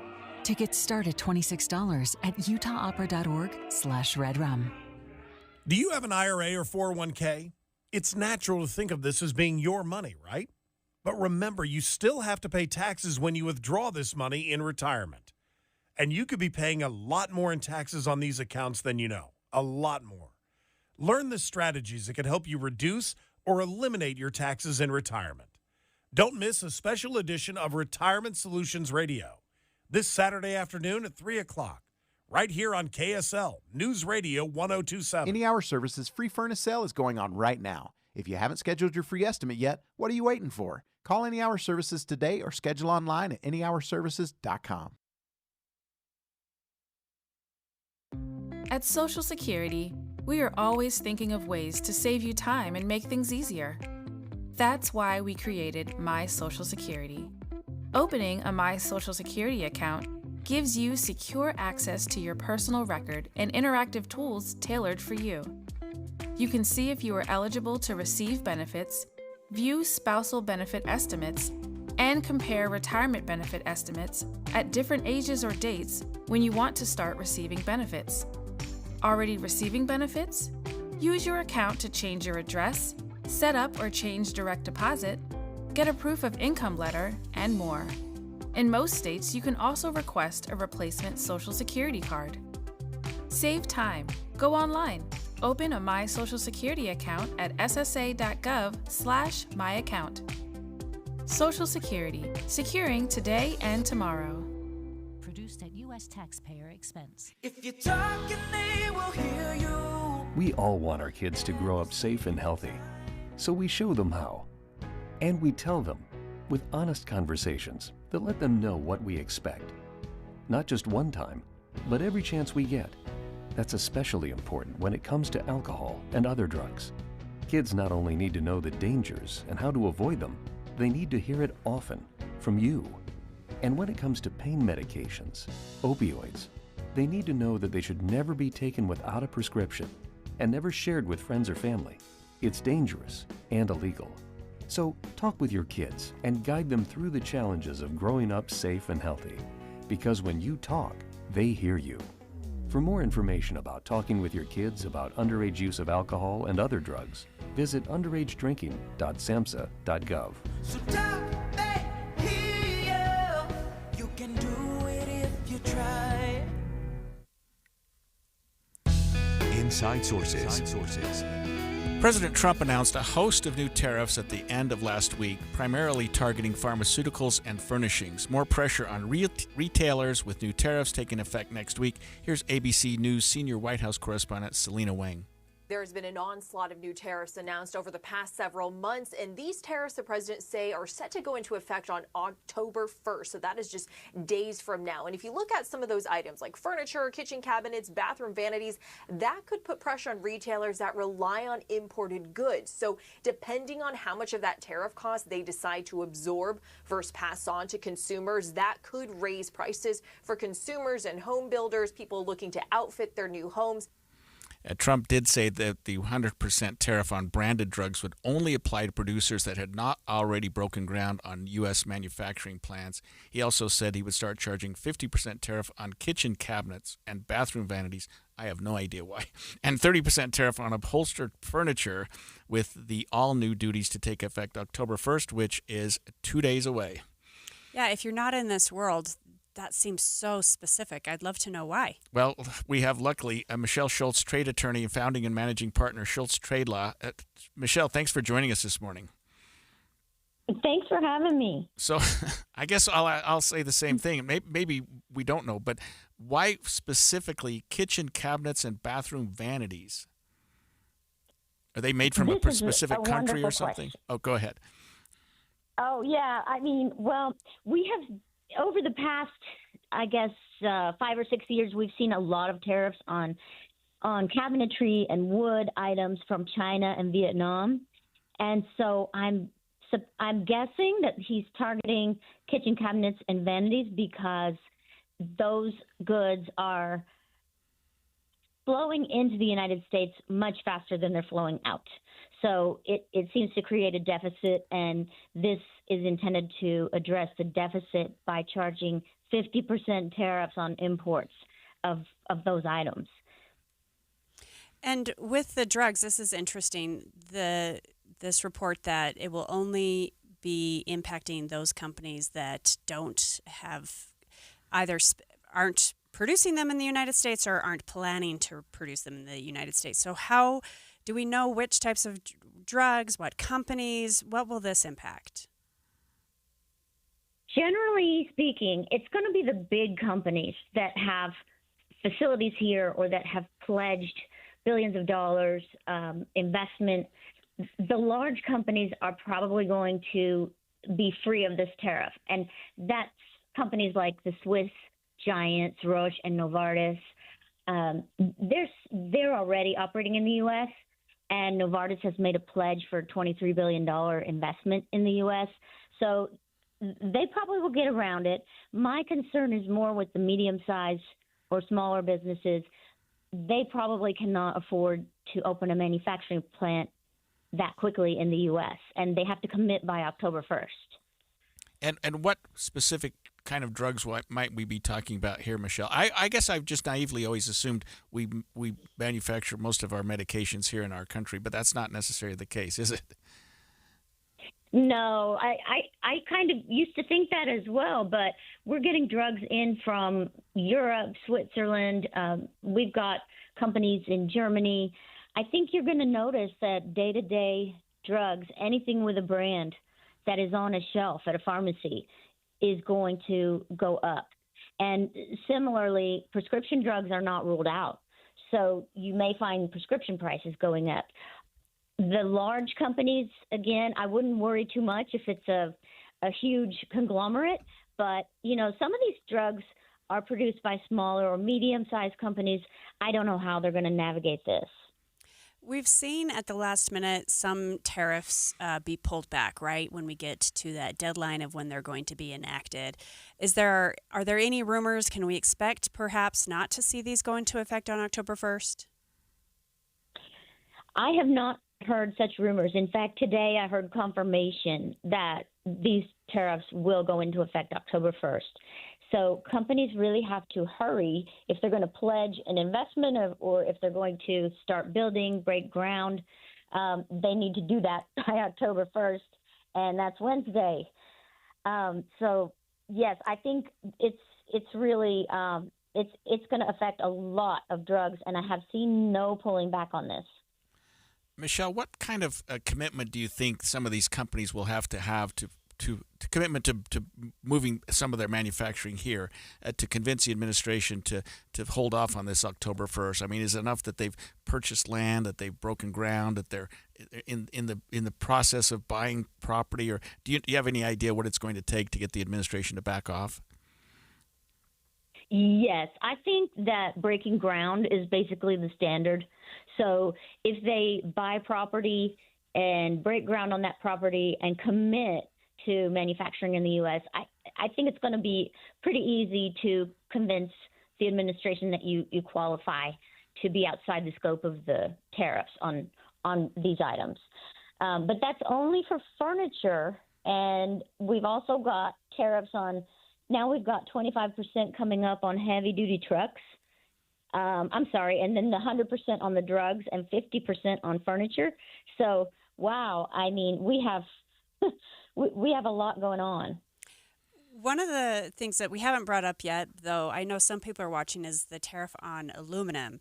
And I know there are probably some Utahns that are really worried about their beer going up, and there's probably a few more Utahns really worried about their Diet Coke, the cost of those. So can you tell us about that? I'm worried about my Diet Coke. That's my drink of choice. Yes, so aluminum and aluminum derivatives from any country coming into the U.S. are subject to higher tariffs of 50%. Other metals would be steel and copper, also at 50%. So this could impact end items, like an aluminum can, but it could also impact things like containers that hold other items. If they're made of steel or aluminum, it can impact items that have a little bit of copper in them. And so companies that we work with are trying to determine exactly what percentage of their product is one of these metals. And you talked about tariffs on kitchen cabinets and bathroom vanities in the countries that we're getting those from. We've also heard, and you've mentioned 30% tariffs on upholstered furniture and 25% tariff on heavy-duty trucks, which I would have expected would be built here in the United States. But where are we getting those items? So the heavy-duty trucks, I'm actually not sure where they're all coming from. I don't see a lot of those coming in as a trade attorney. There are a lot of U.S. companies, as you mentioned, like Kenworth or Mack Trucks. Yeah. We're kind of used to seeing these U.S. companies. So it's interesting that there's going to be 25% on any truck that comes from outside the U.S. I just have not seen a lot of truck imports from outside the U.S., maybe some agricultural vehicles, and I don't know if those would be classified as a truck. You really have to look at the tariff code and then match it up with the duty rate that applies on October 1st. This is also interesting, and I know one of the big things that the administration has said is that, it will be worth any short-term pain. This is really actually going to help manufacturers, and there's often the argument that it's also helping consumers. What is the timeline like that for when we will see those benefits to consumers and manufacturers? It may take a while. I don't expect the benefits to come quickly because they virtually never do in these situations. The tariffs have been trickling down since April, the vast majority, and so we're just now starting to see prices go up. We've seen a 2.9% in the consumer price index in the past year. We're just barely starting to see things creep up. So I think first we're going to see the negative impact, and that's still yet to complete itself. And then after that, maybe long term, maybe a year or two from now, we might start benefiting. I'm not sure where the benefits will come in, because as of today, this is customs collecting revenue from U.S. companies that are importing, and then that revenue goes to the government. Thank you, Michelle. That was Michelle Schultz, trade attorney and founding managing partner of Schultz Trade Law, LLC in Dallas. When we come back after the break, Republican and Democrats are having their, it says annual, but it seems like it's their quarterly ritual of talking about threatening to shut down the government. And maybe we're looking at to see who blinks first. Stay with us. We'll find out who. 10:30 at KSL News Radio. I'm Andy Farnsworth. KSL's top local story this hour, reactions pouring in from public officials, private citizens, and faith leaders after the death of President Russell M. Nelson of the Church of Jesus Christ of Latter-day Saints. Utah's congressional delegation paid tribute on social media to the prophet. Representative Blake Moore saying his life was a testament to peacemaking, kindness, and faith. Congressman Burgess Owens said he was grateful for the example President Nelson set in word and deed. Senator Mike Lee shared a personal story about President Nelson performing open-heart surgery on both his grandparents, saying to the day he died, President Nelson remained a healer of hearts and souls. Latter-day Saints shared countless stories on the church's social media pages as well as KSL's, with more coming in by the minute. Becky Bruce, KSL News Radio. Our top national story this hour from ABC News. We continue to watch for any updates out of Michigan, where at least 4 people were killed when a man rammed a pickup truck into a Church of Jesus Christ of Latter-day Saints meeting house and then started shooting. The terror lasting an agonizing 8 minutes until authorities shot and killed the gunman, who officials say was a former Marine and an Iraq War veteran. A spokesperson for the LDS Church telling ABC News places of worship are meant to be sanctuaries of peacemaking, prayer, and connection. We pray for peace and healing for all involved. ABC's Alex Perez says the suspect also started the church building on fire, and investigators are still searching through the rubble. Your money at this moment, the Dow down just a fraction, 27 points to 46,220. Coming up, we got a storm moving in overnight and into tomorrow. KSL weather is next. KSL News Time, 10:32. Mornings are for recharging. And they're for starting your day right. We volunteer to join you in the car. Get news and weather at 102.7 FM during the most important part of your day. Andy and Amanda, each morning between 5 and 9 on KSL News Radio. You're listening to Leaf Filter Radio, and the guru of gutter protection himself, Chris Coonahan, is here to take your most pressing leaf-related questions. Hey, everybody, Chris here. I understand we have Ron on the line. Ron, where are you calling from? Uh-oh. Ron, are you calling from a ladder? Well, I was. I wanted to ask Chris what I need to do to get my gutters ready to have leaf filter installed. Oh, Ron, you don't have to do anything. A Leaf Filter Trusted Pro will come out and clean out your gutters, realign and seal your gutters, and install Leaf Filter, America's #1 gutter protection system. So I didn't need to get on this ladder? Ron, Leaf Filter Trusted Pros are in your neighborhood and ready to help. Just visit leaffilter.com/deal to schedule your free gutter inspection and get up to 30% off. Thank goodness. What was that site? To get this special radio offer, go to leaffilter.com/deal for your free gutter inspection today and get up to 30% off. That's leaffilter.com/deal for up to 30% off. leaffilter.com/deal. See representative for warranty details. Turn everyday spending into an extraordinary escape. Shop with any Mountain America credit or debit card for a chance to win a $5,000 vacation voucher. Simply tap, insert, swipe, or click to be entered to win now until October 31st. Use any card, win any trip from Mountain America Credit Union. Visit macu.com/anycard for official rules or to apply. Loans on approved credit. Membership required based on eligibility. Insured by NCUA. Limited time offer. Offer can change or be withdrawn at any time. Ticket packages for the Utah Mammoth 2025-26 season are available now. From full season and half season packages to mini plans and other flexible options, choose the ticket package that fits you best and be part of the action all season long. Call or text 801-325-PUCK to talk with a rep or visit nhl.com/Utah/tickets/season tickets to learn more.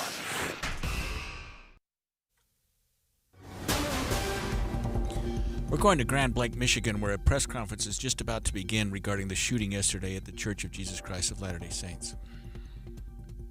Grand Blanc officer for their brave actions to take down the shooter and their quick response.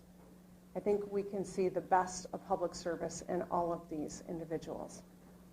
As I said, I'm here as the governor, but I'm also here as a fellow Michigander whose heart is breaking by another mass shooting in a place that is supposed to be defined by togetherness and a close-knit community here in Grand Blanc. As a state, we know the pain of this too well. We've seen gun violence in our schools, stores, parades, festivals, and our houses of worship. These are places that we go to feel connected, to feel safe, to be together. But today, this place has been shattered by bullets and broken glass. And this might be a familiar pain, but it hurts all the same. Every time.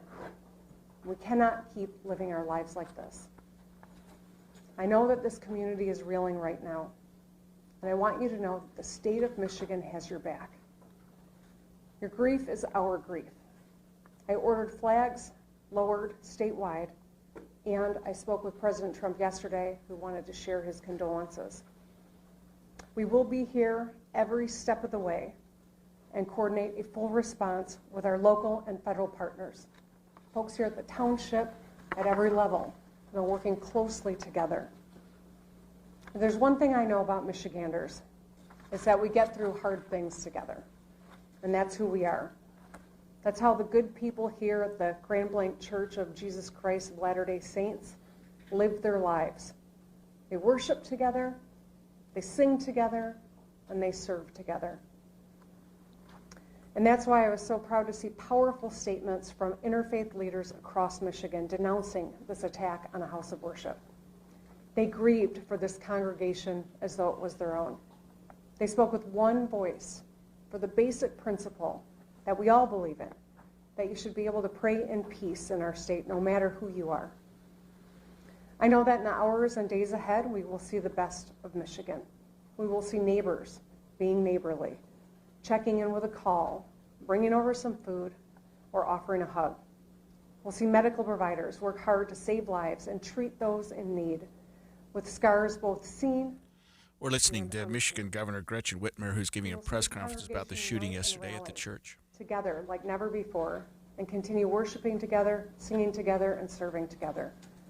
Because that's who Michiganders are. We will stay in close contact and continue to work together. Now, like everyone I know, we have lots of questions. How could this happen? What created this moment? Why? And that's motivated by a genuine motivation to understand, to learn, to prevent in the future. But I want to caution everyone. While we are working hard, while the good men and women who are working hard are doing so with due diligence at this juncture, speculation is unhelpful and it can be downright dangerous. So just ask that people lower the temperature of rhetoric. Keep your loved ones close and keep this community close to your hearts. Let's keep doing the work together. Let's be kind and let's love our neighbors. Thank you, and now I'd like to introduce the head of the Michigan State Police, Colonel James Grady. Thank you, Governor, and good afternoon. Now, this community has been greatly impacted by yesterday's events.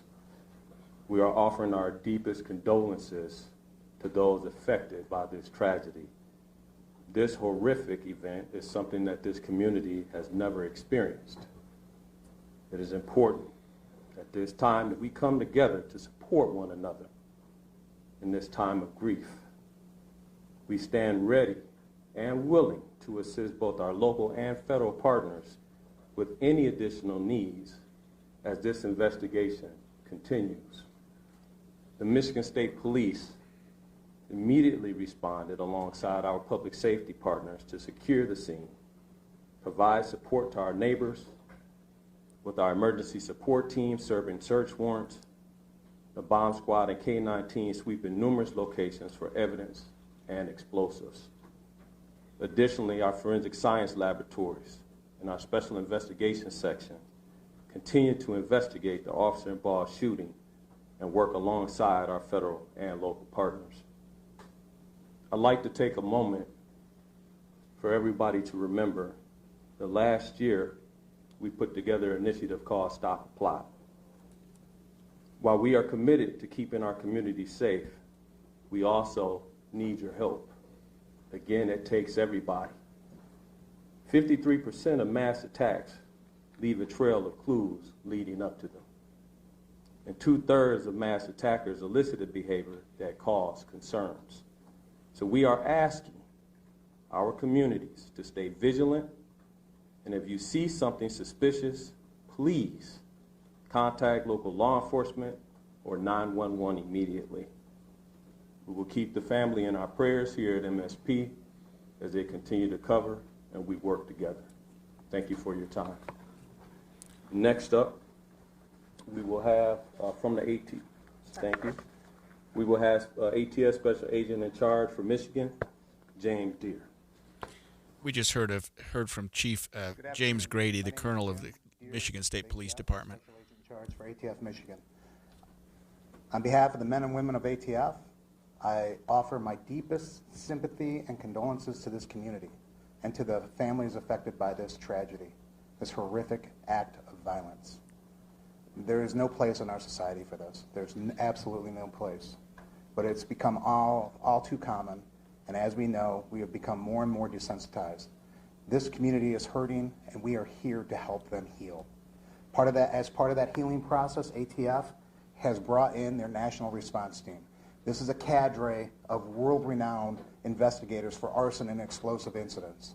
They have been used all over the world, and they come from places as far as California, Hawaii, and they're here in Michigan now. They arrived last night, they've briefed, they're examining the scene, and that is what they're doing at this point. From ATF's perspective, I would encourage the community not to travel by the church. Those roads have been blocked off and access is controlled.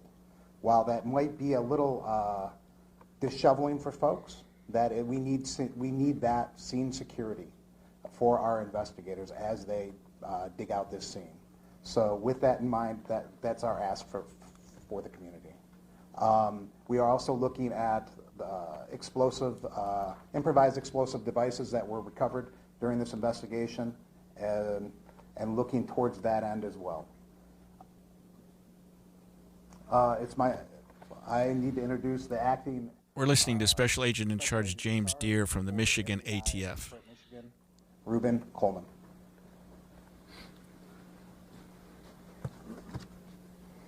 My name is Reuben Coleman. I'm acting Special Agent in Charge of FBI Detroit Field Office, which represents the entire state.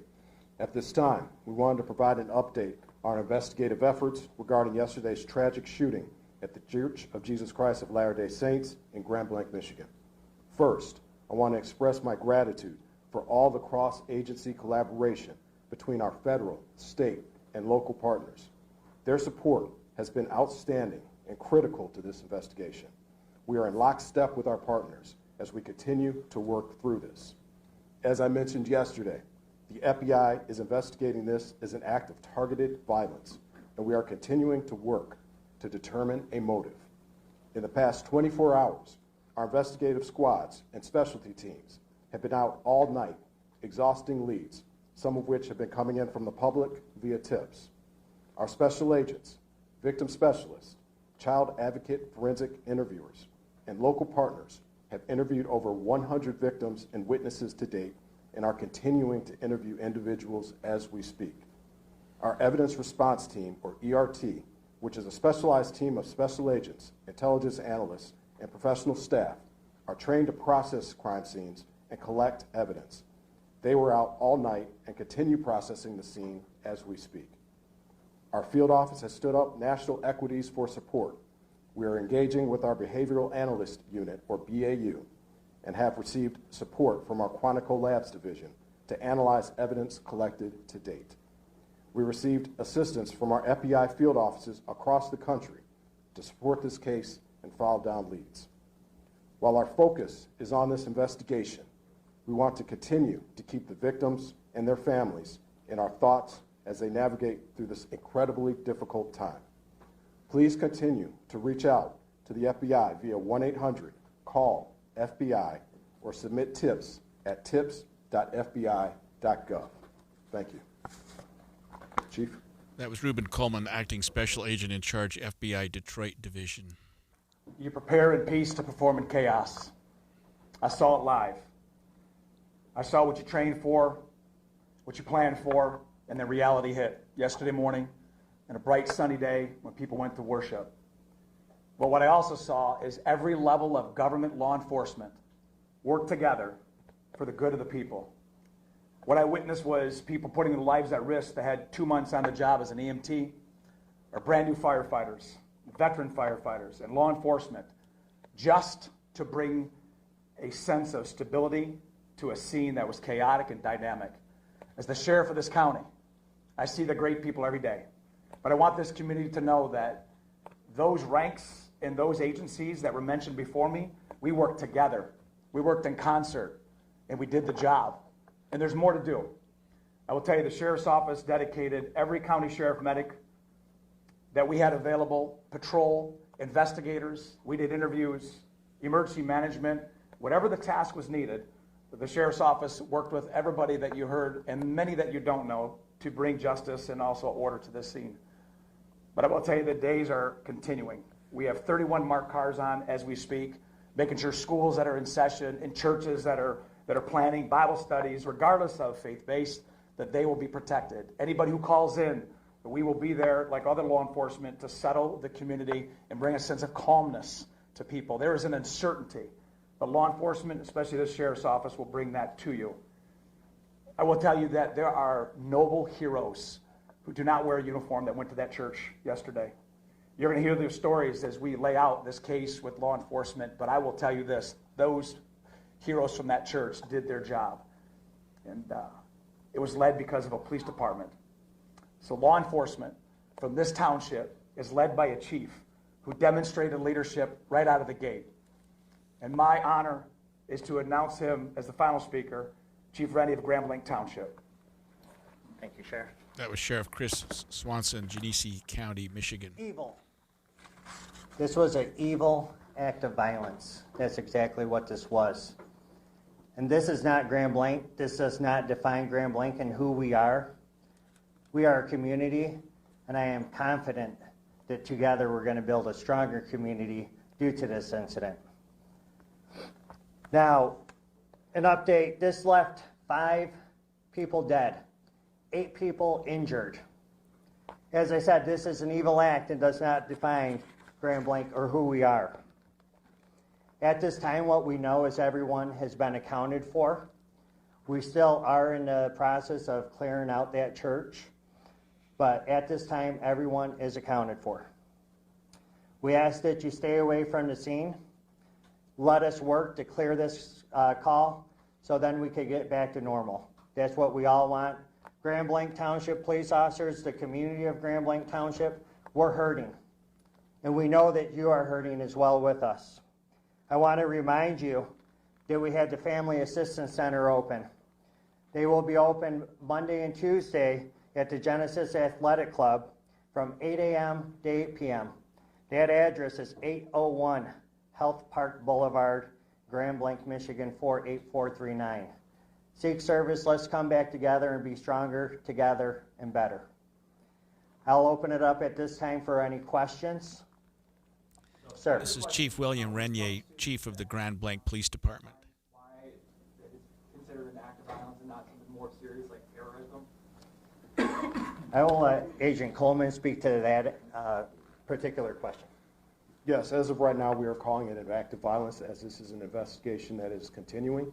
We are continuing to receive leads. We're continuing to run down all information. And once we're able to ascertain definitively what we have, that's when we'll make those statements. But as of right now, this is an act of violence. Thank you. Can I follow up on that, please? You called this an act of targeted violence. Can you tell us who you believe the target was? A specific person, the LDS Church, another group? Well, as of right now, again, as this is an ongoing investigation, what I would say is when I say targeted violence, I mean targeted within our state and within our community. Right now, what we are here for are the families and the victims, and we're going to work diligently in order to make sure we can bring closure for them as well. Speaking of the motive, there was some chatter that the suspect's ex-girlfriend was a Mormon or something of that nature, chatter online about that. Is that something that you can speak to, or any possible motive? That is something I cannot speak to at this point in time. We heard that someone was arrested after driving through the barricade near the church. Can you share any information on that, why they were arrested, maybe what their intentions were? Yes, Chief. Yes, I could speak on that. Yes, there was an incident out there. We are still in the process of investigating that incident, whether or not it's related or not. I could tell you that we do have a 21-year-old person in custody for that incident right now. Does the suspect have any prior criminal history or no contact with law enforcement? Are you talking about the suspect from yesterday or today? The suspect from yesterday. The suspect from yesterday has been arrested by law enforcement in the past. And the 5 dead, does that include the suspect, or is that another? The 5 dead includes the suspect. Can you give any details on what those prior arrests were? Burglary and OWI. That I can't give you 100%. What do we know? Terry. No, so I just wanted to clarify. No more victims. You searched the church and. We have not completed search in the church, but as we know, everyone has been accounted for. That's going to be all the questions that we answered today. If you this is our last press conference. If there's other pertinent information that develops, we will let you guys all know and post that on our social media account, Grambling Township Police Department Facebook page. Thank you. We've been listening to a debrief press conference held by numerous law enforcement officers from the Grand Blanc area, including the chief of police, the county sheriff, FBI special agent in charge, ATF special agent in charge, and the state police, talking about the horrible shooting yesterday at the Grand Blanc Church of Jesus Christ of Latter-day Saints building there, which left, we're now hearing 5 dead, but that includes a suspect. So, and they're now claiming that all of the people that were in attendance at the church have been accounted for. 4 dead. We're hearing that there are 8 in the hospital, although 7 of those are in stable condition. 1's in critical condition, and we'll follow that more closely. But I don't know, Morgan, if we learned a lot. It was nice because we had Dan Rascone earlier who said we're going to have a press conference and maybe we'll learn more about this. There were certainly some things that came out, but probably more questions than answers still. Yeah, I think. Again, it's a reaffirmation of what we know. It is nice to have things verified rather than I think I heard, I think I saw on social media. So it's nice to know where things stand. Now, we did learn a little bit more about the perpetrator, that he did have a criminal record. But also, I think there's just still so many questions that we have. Yeah, he had a prior record for burglary and driving while intoxicated. He called it an OWI, operating while intoxicated, I guess is what I would think that meant. Yeah. So not significant. I mean, burglary could be a significant crime. And his military history, they just showed a picture of him in his Marine get up, and he certainly served his country at one point. It seemed like a lot of the questions were about the whys and trying to get the officers to talk about what the target was, that this was a targeted attack, that this was they wanted the officers to either confirm or deny that it was a terrorist attack. And right now they're saying, right now it's just a crime of violence. We're looking at it. Was it targeted to the Latter-day Saint building, or was it targeted to a church facility, whatever it happens to be? They're not releasing that yet. Maybe they don't know yet because they're still gathering information. Yeah, and also the question whether this man perhaps is a member of the faith or had attended services at a chapel, an LDS chapel in the past. Again, these are things I think people have seen reports of and are wondering about, and we still are just going to have to wait for more definitive answers. It does seem that they're pretty confident that the situation has been dealt with. There was another person arrested, a 21-year-old who drove through the police barricade. I don't know whether it was just somebody messing around or got lost of all things, drove through a police barricade. They've taken that person into custody. They're not saying whether or not he is involved. They just said a 21-year-old male. and that they didn't describe his prior criminal history. They just talked about the suspect, the shooter. But that's a bizarre sort of twist to this, that somebody drives through a police barricade, because I've seen those, and they're not something that you would just They're not something you miss. bypass and Well, miss. and especially after the Charlie Kirk attack here in our state, we know this is not something, messing around with a police investigation or an active crime scene is not something that police officers take lightly. And here in Utah, just moments after the shooting, someone shouting that it was him, and it ended up being someone that, if you're in political circles, is this gadfly, George Zinn. Right. But police take that really seriously right. and don't slow down the process, don't interrupt us. And that's maybe part of the reason that they're saying, please don't even drive down this road. Let us do our jobs, and please steer clear of this area for a while. You have to hand it to the Michigan authorities. I mean, we heard right out of the chute from Michigan Governor Gretchen Whitmer, and then when law enforcement spoke, and we had agents from the FBI, ATF, the county, the city, the state, police departments, somebody said lockstep. That's exactly what this was. This was a pretty concerted, determined effort from all law enforcement to get to the bottom of this, and nobody's saying, I got this, we're in charge. Everyone's saying we're working together to try to figure out what's going on here. And the public wants to know what's behind this, what the motive was. That's always the first question, where law enforcement is more interested in public safety. Like, do we have a safe scene? Do we have all the victims out of here? Let's sort that out later. But the media, and of course even us right now, why would somebody do this? We're so interested in instant results, instant answers, and sometimes, often, we don't get those. We have to let the process play out. I know, even though we all want to know why, I think we'd all prefer the right answers. We'd all prefer a thorough investigation. And one of the things I thought was so impressive with them all working in lockstep is that, a lot of times in our minds we think of like the big city police departments, and that's where the experts are, and that's where the resources are. But crime happens everywhere. Yeah, it does. And very small cities, townships, those police officers still have to be able to react. Here we know that they reacted not even within minutes, within seconds. Within 30 seconds here, and that they are the ones that are tasked, and as they should be, they are the ones that know the community. They should be involved. They know the players, and they bring their own level of expertise in addition to their capacity and their capabilities. Exactly. And if you look at the fire of that facility and consider, the damage was just horrific. And we are learning, this is not confirmed, that the 8 victims who are currently hospitalized in various states of injury, one's critical, the others are stable, they range in age from 6 to 78. And that's what you see in every church, every right, denomination. Exactly, there's kids, right. and Yeah, there's you have a elderly 6-year-old people. and the 78-year-old and all points in between. And 8 people who are currently hurt, and the deceased, there are 4 that were killed, and then the suspect himself was killed. And I guess we'll learn a lot more about this, what his motivation was, if anything, or if he's just, sort of went off the rails. I think everybody wants to know. But I want to also say this that I meant to say earlier about the whole press conference that we just saw. That was pretty quick. And Dan Rascone joined us earlier and said they're going to have a press conference at 10:30. They had a press conference at 10:30. They had everybody lined up. They had the governor. They had the ATF. They had all their people that were in charge of these various police entities, and they all had a concerted. You speak first, then you, and we learned something from each of them.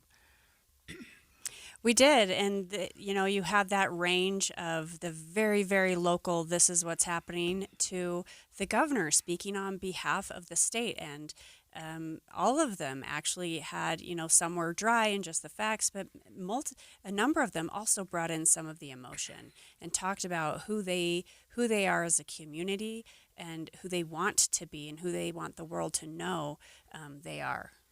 And I think in light of that, the press conference that we just saw, I believe that that's all we're going to hear for a little while. They said that's the last got one out for the day. and they're not going to speak anymore today. We'll learn more later on. But it was definitive. It was helpful, and I was happy that we got that much out of it. But and that it was timely that way. When we come back after the break, we're going to shift gears again. And by the way, we're streaming live on KSLNewsRadio.com. The reason I'm not saying where we're shifting gears is I don't know where we're shifting gears to, but we'll talk about that after the break. We're streaming live at KSLNewsRadio.com and on the app for KSL News Radio, sponsored by At Your Service Pros. Stay with us. KSL FM Midvale. KSL Salt Lake City. From the KSL Common Spirit Health Studios, this is KSL News Radio. Utah's news, traffic, and weather station. 11 o'clock at KSL News Radio. I'm Becky Bruce. KSL's top story this hour is breaking news. We just got an update out of Grand Blanc, Michigan. This left 5 people dead, 8 people injured. As I said, this is an evil act and does not define Grand Blanc or who we are. At this time, what we know is everyone has been accounted for. We still are in the process of clearing out that church, but at this time, everyone is accounted for. Police Chief William Renier, they're asking everyone to stay out of the area so they can continue to investigate and clean up. No word yet on memorial services for President Russell M. Nelson of the Church of Jesus Christ of Latter-day Saints. President Nelson spoke many times in his service and church leadership, but in his final general conference message in April, President Nelson urged members to do more to increase their confidence before God, like going to the temple. As we diligently seek to have charity and virtue fill our lives, our confidence in approaching God will increase. President Nelson served as an apostle for the last 41 years and has been church president since 2018. Your money at this moment, the Dow down 55 points, just about 0.1%. S&P 500 and NASDAQ both up slightly. Coming up, a chance for storms on the horizon, but a sunny day first. KSL weather is next. KSL News Time, 11:01. A reminder about the simplest way to get updated for your day. Hit your KSL preset when you jump in the car, and we'll take care of the rest. Hear key news updates and traffic reports. Andy and Amanda from 5 to 9 in your car. KSL News Radio at 102.7 FM. Hi, this is Doug Wright. The other night, I had the chance to see a brand new play at Hale Center Theater, and it's the musical comedy Murders of 1940. And I'm just going to read what I wrote to Sally Dietlein right after I got out to my truck. I just had to let her know how much I enjoyed it. And I said, a black and white screwball film noir comedy complete with Nazis, you have outdone yourself. This is so unique. The entire play, save only one character, is in black and white. Sally wrote back and said, yeah, I think it's the first time we've ever done, and she used this term, grayscape. It is so unique. You are going to love it. And then just down the hall, Sister Act is showing, and all kinds of wonderful performances still to come, like Frozen. We've already got our tickets for our grandkids. Go to hct.org or get your tickets at the box office. And don't forget, get your 2026 season tickets. I'm back to doing what I love and more, thanks to the Good Feet store.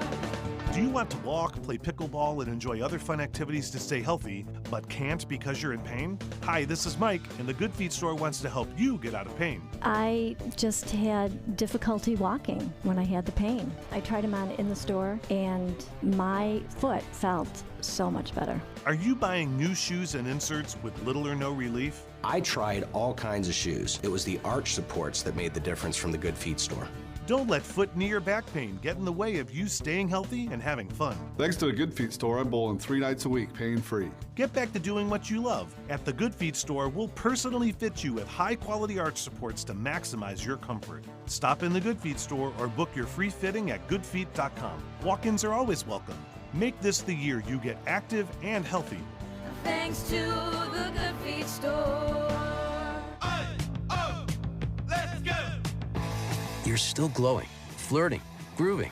You've still got it. But your immune system weakens as you age, making it harder to fight flu, pneumococcal pneumonia, RSV, and COVID-19. Vaccines are a key part of any health routine and help strengthen your immune response. Ask your doctor or pharmacist which vaccines you need. Schedule in minutes at vaxassist.com. Sponsored by Pfizer. Tired of hearing scary radio ads about the IRS? Tax Relief Advocates is different. TRA is here to tell you that if you owe money to the IRS, whether it's $5,000 or $500,000, we have a solution. TRA can eliminate or reduce what you owe to the IRS with zero risk to you. We have over 1,000 5-star reviews on Google and an A+ with a BBB. End your tax nightmare today by visiting TRA.com or call 800-583-6681. That's 800-583-6681. Getting help with plumbing repairs is easier than you think. All you have to do is call Any Hour Services or schedule an appointment at anyhourservices.com. No one helps more homeowners than Any Hour Services. Emergency traffic is the name of the game today. We've got traffic and weather together brought to you by Mountain America. Turn everyday spending into an extraordinary escape. Here's Heather Kelly. Well, this is for Parley's Canyon. Westbound is at a stop for 3 miles from Mount Air exit all the way down to the mouth of the canyon, where you only have one left lane of traffic open. This is for road construction, so the barrels are out, only leaving you that one left lane. And again, traffic backed up 3 miles trying to come down from Park City into Salt Lake Valley. The rest of the drive in the Salt Lake Valley and Utah and Davis counties looks great on I-15, the east and west side belt routes, and the 201 freeway. Your fall one-tank trip starts in Cedar City, Parowan, and Bryan Head. Scenic byways and highways, live theater, mountain biking, ATVing, vibrant art, and downtown eateries. Visit cedarcity.com. Heather Kelly in the KSL Traffic Center.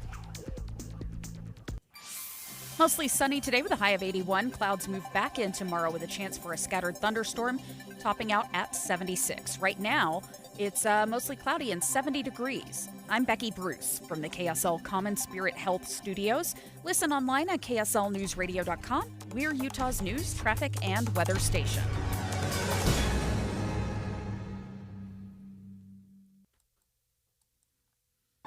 The all-new Inside Sources. Your inside access to the people and policies shaping Utah's future. Here are Greg Skordas and Holly Richardson on KSL News Radio. Remembering President Russell M. Nelson. Special coverage on KSL News Radio. President Russell M. Nelson, president of the Church of Jesus Christ of Latter-day Saints, has passed away at the age of 101. The church says he passed away peacefully late Saturday night around 10 o'clock at his home in Salt Lake City. President Nelson gave a lot of messages during his 41 years serving as an apostle, including one in the April 2023 General Conference where he urged members to avoid contention and to be peacemakers. If there is anything virtuous, lovely, or of good report or praiseworthy that we can say about another person, whether to his face or behind her back, that should be our standard of communication. President Nelson served the church as its president and prophet for just over 7 years. We have with us this morning Amy Kobe from Church News. Amy, good to hear from you again. I haven't heard from you for quite a little while. It's been a while, Greg. Thanks so much. It's great to be here. Yeah, so talk to us about this tragic event and what it means for the church going forward. Yeah, I think it is, while many are grieving right now, I don't think it is tragic. I think a lot of us are going to miss President Nelson and miss his guidance, but he had a life worth celebrating and an example, and his legacy will be remembered with a lot of fondness by many. So I do think that his life was one of peacemaking, as we just heard, but also, that extends to each individual person who followed his counsel to do that. They received the blessings that he promised would come from that. I can speak personally that as I tried to be more of a peacemaker myself, my family was blessed, my personal relationships improved, and I had more love for my fellow man. And so he lived that, he witnessed that, and each person who followed his teachings on that also are a witness to that. This idea of peacemaking, especially in this world of social media and political, not just political incivility. We're experiencing political violence in our country. The clip that we just played where he said, if you wouldn't be willing to say something to someone's face, the standard of communication, his words. Whereas social media makes us feel like everything is anonymous. We get to say whatever we want. So speak a little bit more about those efforts of speaking with kindness and speaking with peace. Yeah, I think back to many of his general conference talks, and he often had a smile on his face while he talked about this. And I think that's because he was happy and just wanted to share that happiness with so many others, and they felt that. And yeah, I think that's a great point, bringing up, social media right now, the world that we live in. There are a lot of hateful messages, and whether or not you're even participating in that, it has an effect on you. And he recognized that, and especially the need to be different in this world where there is so much contention. He always fought for and advocated the opposite. And that made him a true Christian there to follow, love your enemies. That was something. I don't think President Nelson had any enemies. If you ask anyone who ever met him or had any interaction with him, he treated everyone with love and kindness. And that is what the world needs more of today, especially in our very online world. Amy, President Nelson had an incredibly distinguished career as a surgeon, as a researcher, as a heart surgeon. He'd done so much, and he'd added so much to the medical community.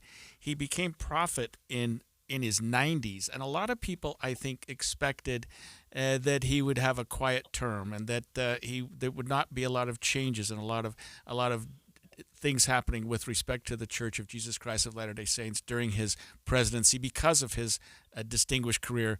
But he did make some changes. He did do some things that were maybe unexpected, but he wasn't shy at all about proposing changes, was he? No, not shy at all. And in fact, would mention, if we feel like this is something that needs to change, why not now? Why not today? And was not, shy is a good word, not shy about starting some of those things like home-centered church, things like he was involved in it was still President Monson's, he was still prophet at the time, but a big influence came to all the brethren who were involved in young missionaries going out at 18 and 19 a decade ago, involved in changes to church hours. I mean, just going from 3 hours to 2 hours, which a lot of people are immensely grateful for and will be for years and years to come, myself included.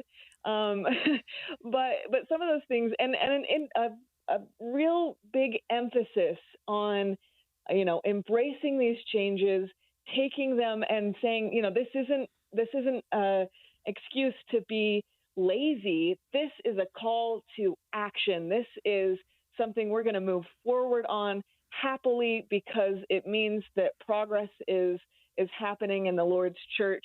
This is just part of the restoration of the fullness of the gospel, and we're going to take the reins and just, a lot of people just were, I think, holding on, trying to keep up with him at 90 years old as he's just taking the church in many wonderful new directions. Amy, going back to his career, because I know a lot of, especially members, but a lot of people in Utah are more familiar with him as a church leader. But can you tell us in the last couple minutes just also about his medical accolades? He was a brilliant physician and surgeon, and of course, alum of the University of Utah, where he later practiced. Yes, alum of the University of Utah. And a lot of those those early days in his career, this was not a heart medicine the way we think of it today. A lot of what we have today and our understanding of how the heart works came because of his work, along with other doctors around the country. There was often a meeting that they would have. They'd get together and say, here's what we learned. Here's how we're developing this new technology. And so that came from, we talk about peacemaking now, but collaboration has been a mode of operation for him from the very beginning and really has saved lives. He was researching, he worked as a surgeon and saved lives. And then I should also mention that his family life, he was raising 10 children at that time. And so imagine going to medical school, having young daughters and one young son, and trying to raise that family. And he did. And they are all wonderful grown adults now and have had wonderful careers of their own. And so his legacy through those early years of his life have influenced a lot. He also traveled to many countries as a surgeon, especially to China. He responded to a call from President Kimball. He felt like he needed to learn Mandarin. He learned Mandarin, and that led him to China and to many life-saving surgeries in that country.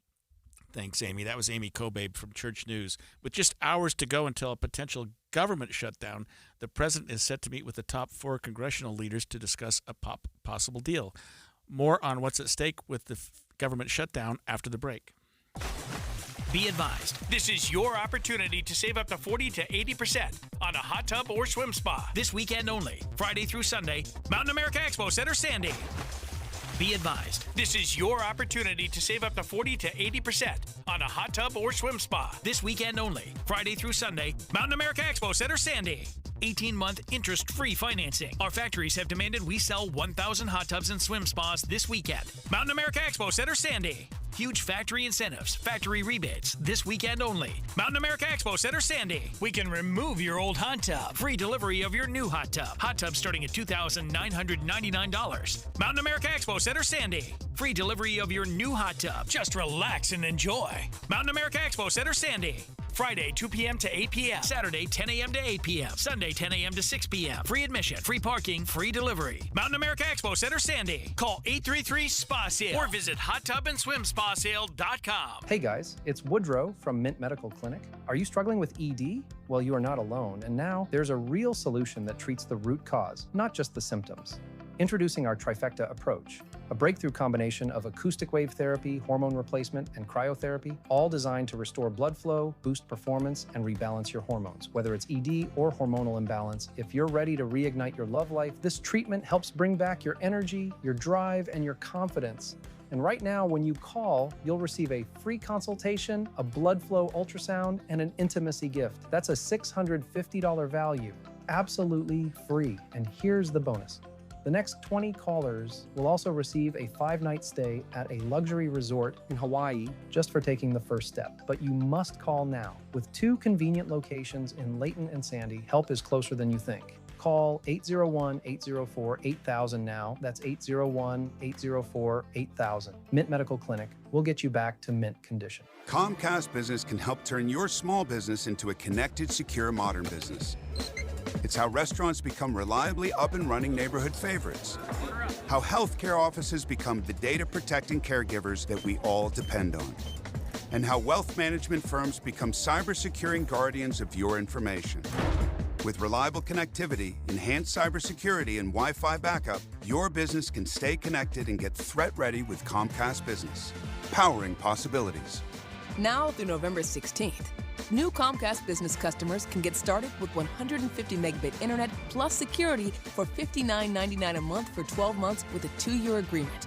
Plus, ask how to get a $500 prepaid card on a qualifying gig package. Call today. Restrictions apply. Requires enrollment in paperless billing and auto pay with bank account. Early termination fee applies. Equipment, taxes, and fees extra.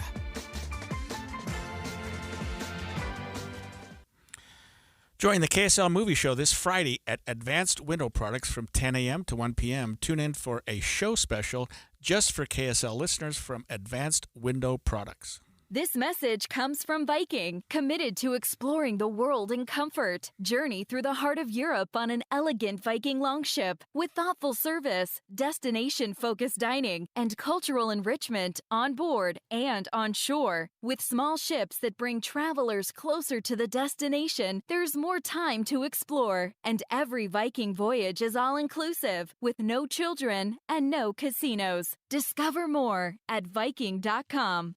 Ryan Reynolds here from Mint Mobile.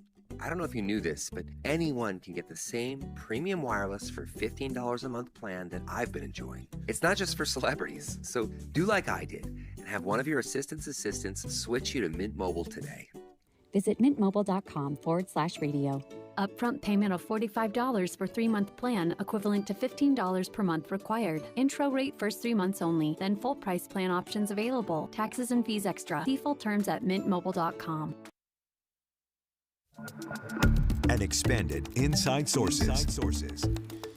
With just hours to go until a potential government shutdown, the president is set to meet with the top 4 congressional leaders to discuss a possible deal. I am joined in studio today by Morgan Lyon-Cotti, Associate Director of the Hinckley Institute of Politics at the University of Utah. Tell us, before we get to government shutdown, Morgan, I've been on the Hinckley Report a few times. Tell our listeners what you do. So I'm going to put you on the spot here. Oh, I love it. The Hinckley Institute of Politics, we are actually celebrating our 60th year this year. We were founded in 1965 by Robert H. Hinckley. If you see those Hinckley car dealerships, that is the one. Okay. Yes. Hinckley Dodge. But yes. in addition to founding one of the first car dealerships west of the Mississippi in our state, he was very active in politics and worked in the Roosevelt administration, FDR, and he wanted young people to get involved. And so we are one of the first institutes of politics at a university that functions the way we do. We have one of the oldest internship programs in the country.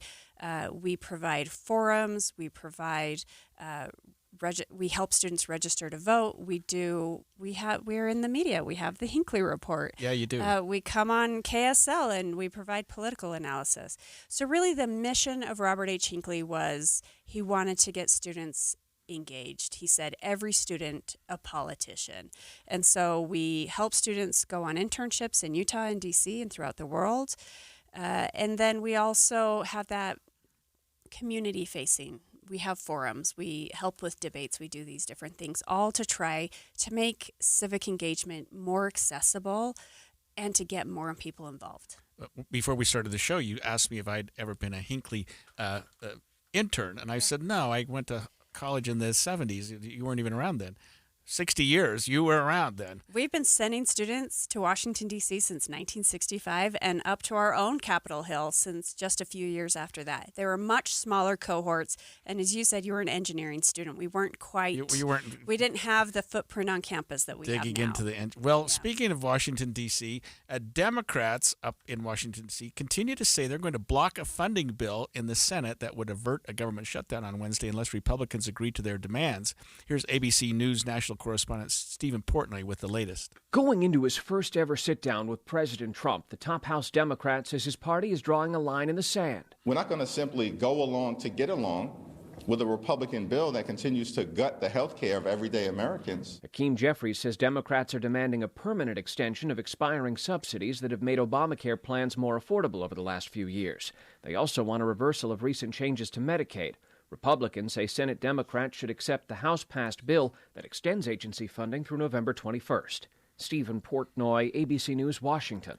This also hits a little close to home because we're trying to figure out what this means for federal employees. It hits close to home because my wife is a federal employee. Here's ABC's Nicole D'Antonio from Washington about that.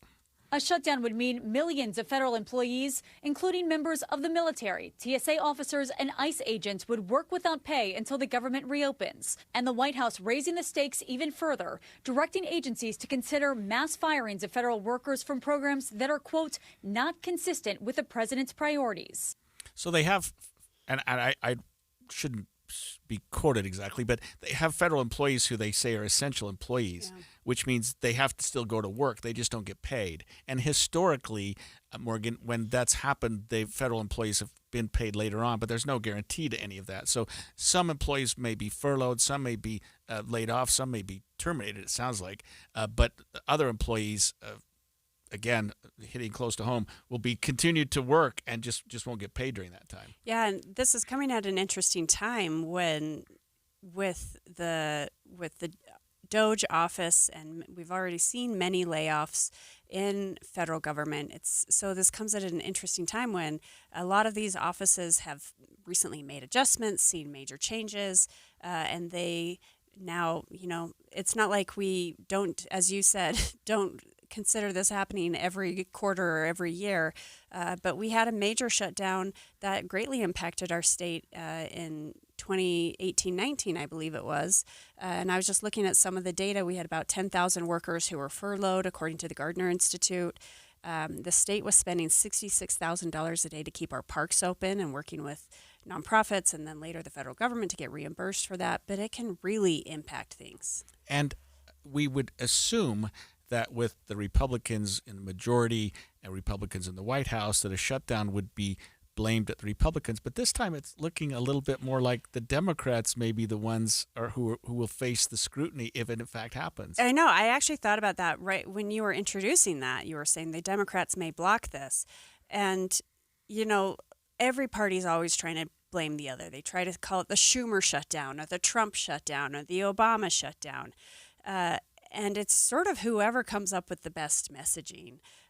You are right. Republicans have the majority in both chambers right now, but you need 60 votes in the Senate. And if they can lay the blame at those Democrats for not coming over, getting enough Democrats to vote for their bill, then that could really hurt Democrats. And they're going to be thinking about the midterms for next year as well. Right. And it also seems like when push comes to shove, as we've been in this situation before, Morgan, that we have this continuing resolution where we say, okay, let's just kick the can down the road and let's just keep things as a status quo.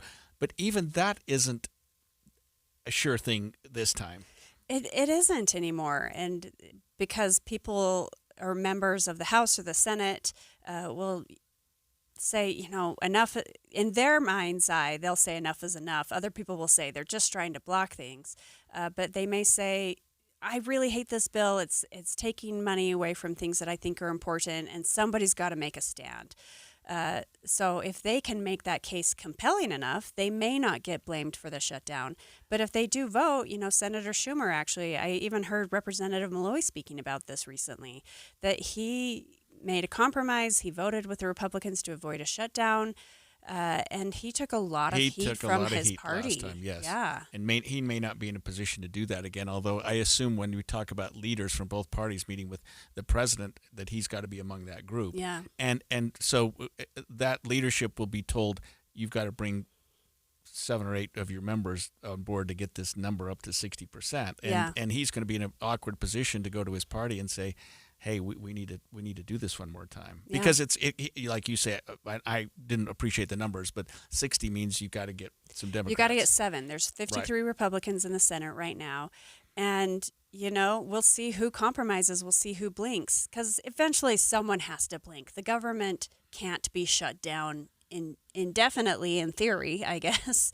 Eventually there will be a compromise. We just have to wait and see if that compromise comes before or after a shutdown. And if it comes after a shutdown, it maybe ratchets up the heat a little bit. The shutdown maybe for a day or 2 or 3 or 10 is one thing, but if it gets beyond that, then we're in a little bit of trouble. And especially because it's not just the federal employees.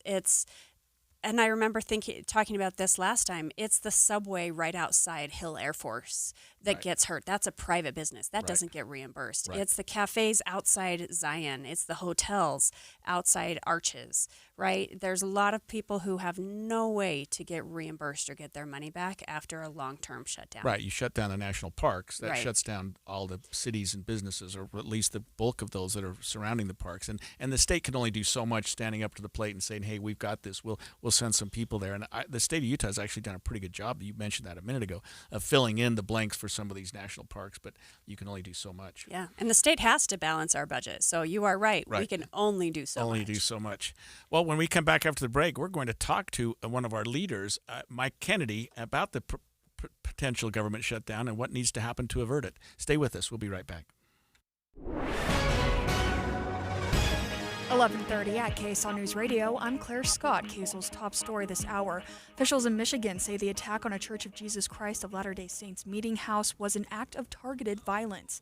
FBI acting special agent in charge Reuben Coleman says they have interviewed over 100 victims and witnesses and are still looking for a possible motive. In the past 24 hours, our investigative squads and specialty teams have been out all night, exhausting leads, some of which have been coming in from the public via tips.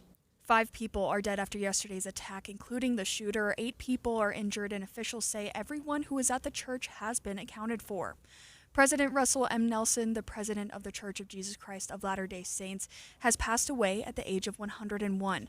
President Nelson gave many messages during his 7 years serving as church president, including one in the April 2023 General Conference, where he called on members of the church to be peacemakers. If there is anything virtuous, lovely, or of good report or praiseworthy that we can say about another person, whether to his face or behind her back, that should be our standard of communication. President Nelson was the oldest president in history of the church. Your money at this moment, the Dow is down 67 points, the S&P up 7 points. And coming up, upcoming thunderstorms. KSL weather's next. KSL News Time 11:31.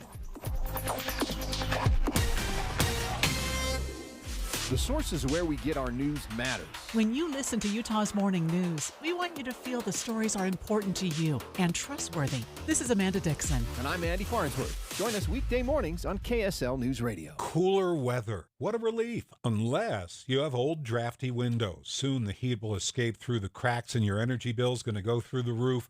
So now's the time to call Advanced Window Products and get brand new state-of-the-art custom windows and frames at factory direct pricing. The factory is right here in Salt Lake City, where they've been building precision windows since 1986, and you're going to save a lot of money since there's no middleman markup. You save 30, even 40% on your new windows. Even better, call now and they'll give you an extra $2,500 off on 10 windows or more. Double pane argon-filled windows with a low-energy triple coating, any style, any color, and Advanced Windows gives you a lifetime warranty. If you have an issue, they're not 10 states away. They're right here in town, and they offer 0% 60-month financing. So make the call now. Get $2,500 off. 801-850-9100. That's 801-850-9100, or go to advancedwindows.com. I'm still going for it, even with higher stroke risk from atrial fibrillation, an irregular heartbeat not caused by a heart valve problem. Over a 3-year study, Eliquis apixaban tablets reduced stroke risk better than warfarin, and over 97% of Eliquis patients did not experience a stroke. A first stroke occurred in 2.9% of warfarin patients versus 2.3% of Eliquis patients. Don't stop prescription Eliquis without asking your doctor. Stroke risk may increase. Eliquis can cause serious and potentially fatal bleeding. Don't take if you have an artificial heart valve, abnormal bleeding, or antiphospholipid syndrome. While taking, you may bruise more easily or bleed longer. A spinal injection increases blood clot risk, which may cause paralysis.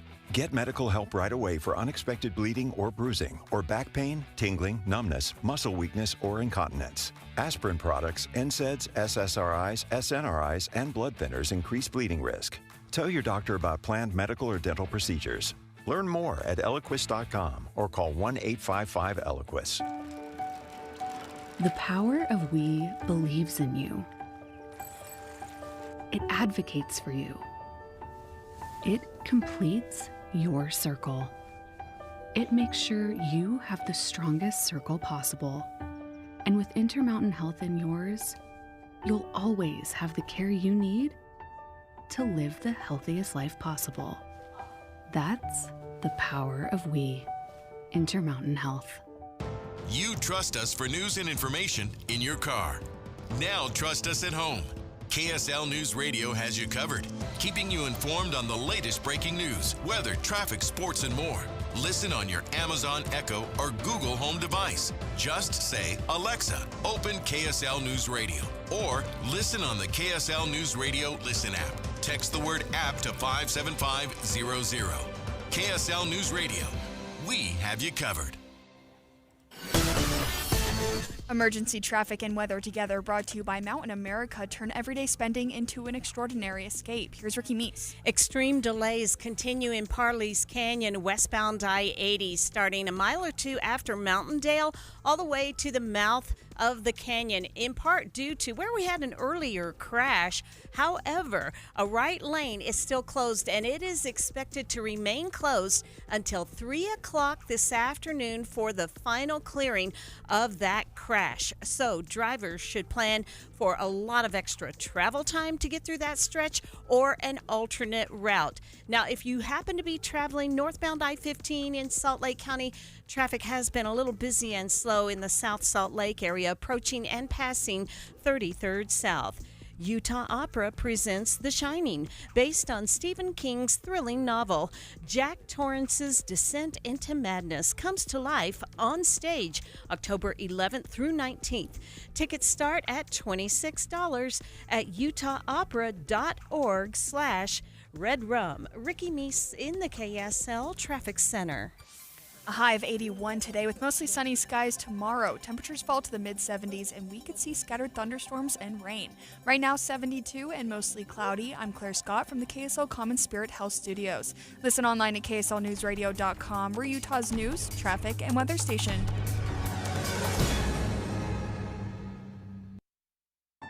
The all-new Inside Sources. Inside Sources. Your inside access to the people and policies shaping Utah's future. Here are Greg Skordas and Holly Richardson on KSL News Radio. We're now just hours away from a possible government shutdown. The stakes couldn't be much higher, and the president is preparing to meet with 4 top congressional representatives in the last minute, in a last-minute effort to strike a deal to keep the government running.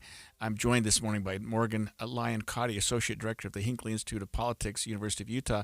This is getting down to the wire here, isn't it? It really is. Whenever we prepare for our own Friday political show, the Hinckley Report, it is becoming more often that we say, should we talk about the upcoming shutdown? And it's become not newsworthy until we feel like we are up against it. And it really does feel like we are up against it this time. And let's see if we are. We have with us Representative Mike Kennedy. Representative, thanks for joining us this morning.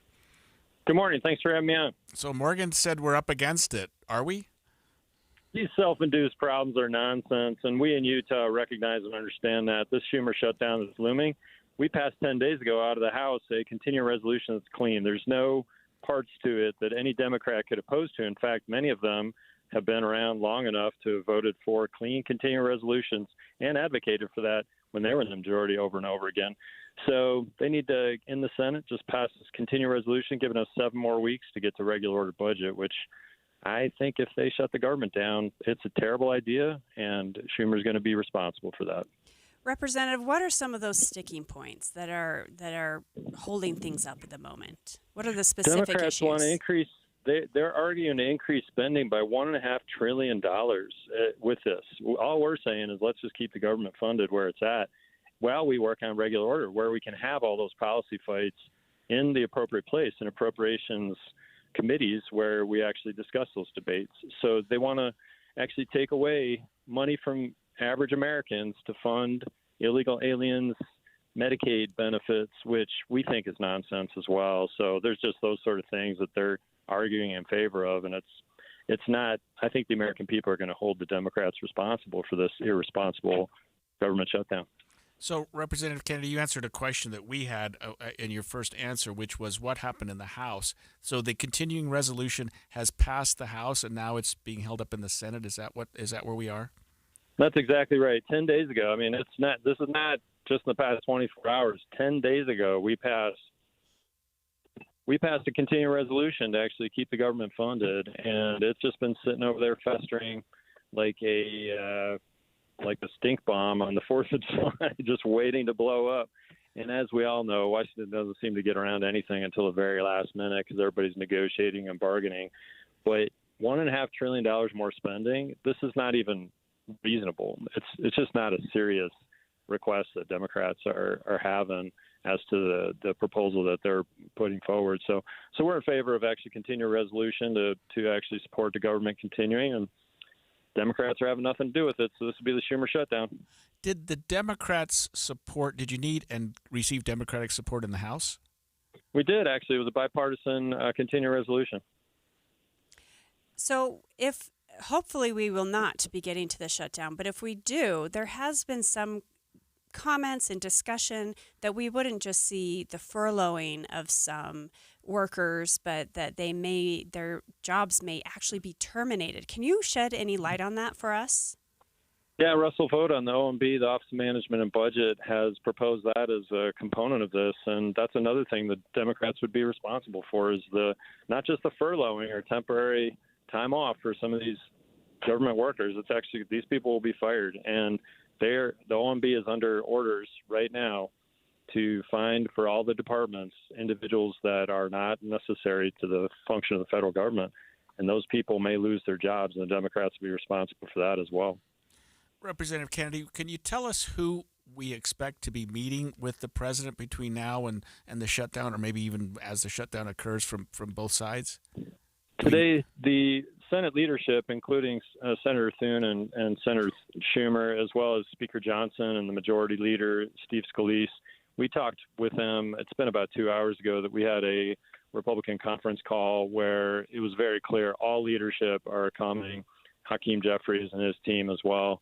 And we hope on the Republican side, since we've already done our job on a bipartisan basis 10 days ago, we hope that they'll come with some serious negotiating positions. But if they're $1.5 trillion deficit spending worse than what we currently are, which we have a massive problem with that's not a serious proposition. And I would expect our leadership not to even stomach a small component of that. Representative, I actually have a question just for you as a freshman representative. What is it like to navigate these just high stakes, very large scale issues when you are a freshman congressman? First, the majority is very narrow, and that means everybody counts. So even the backbenchers are important people, and I've been really appreciative of leadership reaching out. In fact, I had a private dinner with the speaker just 11 days ago, and it's been great to actually work with these people. But sometimes, and it goes back to what you're saying, the American people look at Congress, they want us to work, and I'm happy to work, and we did our work. We sent it over to the Senate. I do feel like sometimes it's like I'm working the nursery at my local church congregation. I mean, I have 8 children. I see what shenanigans look like. I've lived with my children for 32 years, and it's some of the nonsense that we go through. It's childish, and I think we ought to grow up. And in this case, let's have these deep policy discussions in the appropriate committees that we should have them. Let's not try to shovel that onto the American people in a continuing resolution, which I think is terrible policy.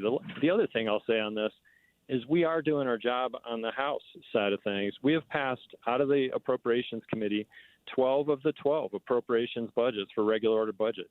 And we have passed off the House floor 3 out of those 12. And we're looking, and I know Speaker Johnson and Leader Scalise are committed to this, we want regular order budget. And this is where these negotiations should happen. And we have 9 more of those appropriations budget bills to get out of the House. That's where they always have to start, and send them over to the Senate.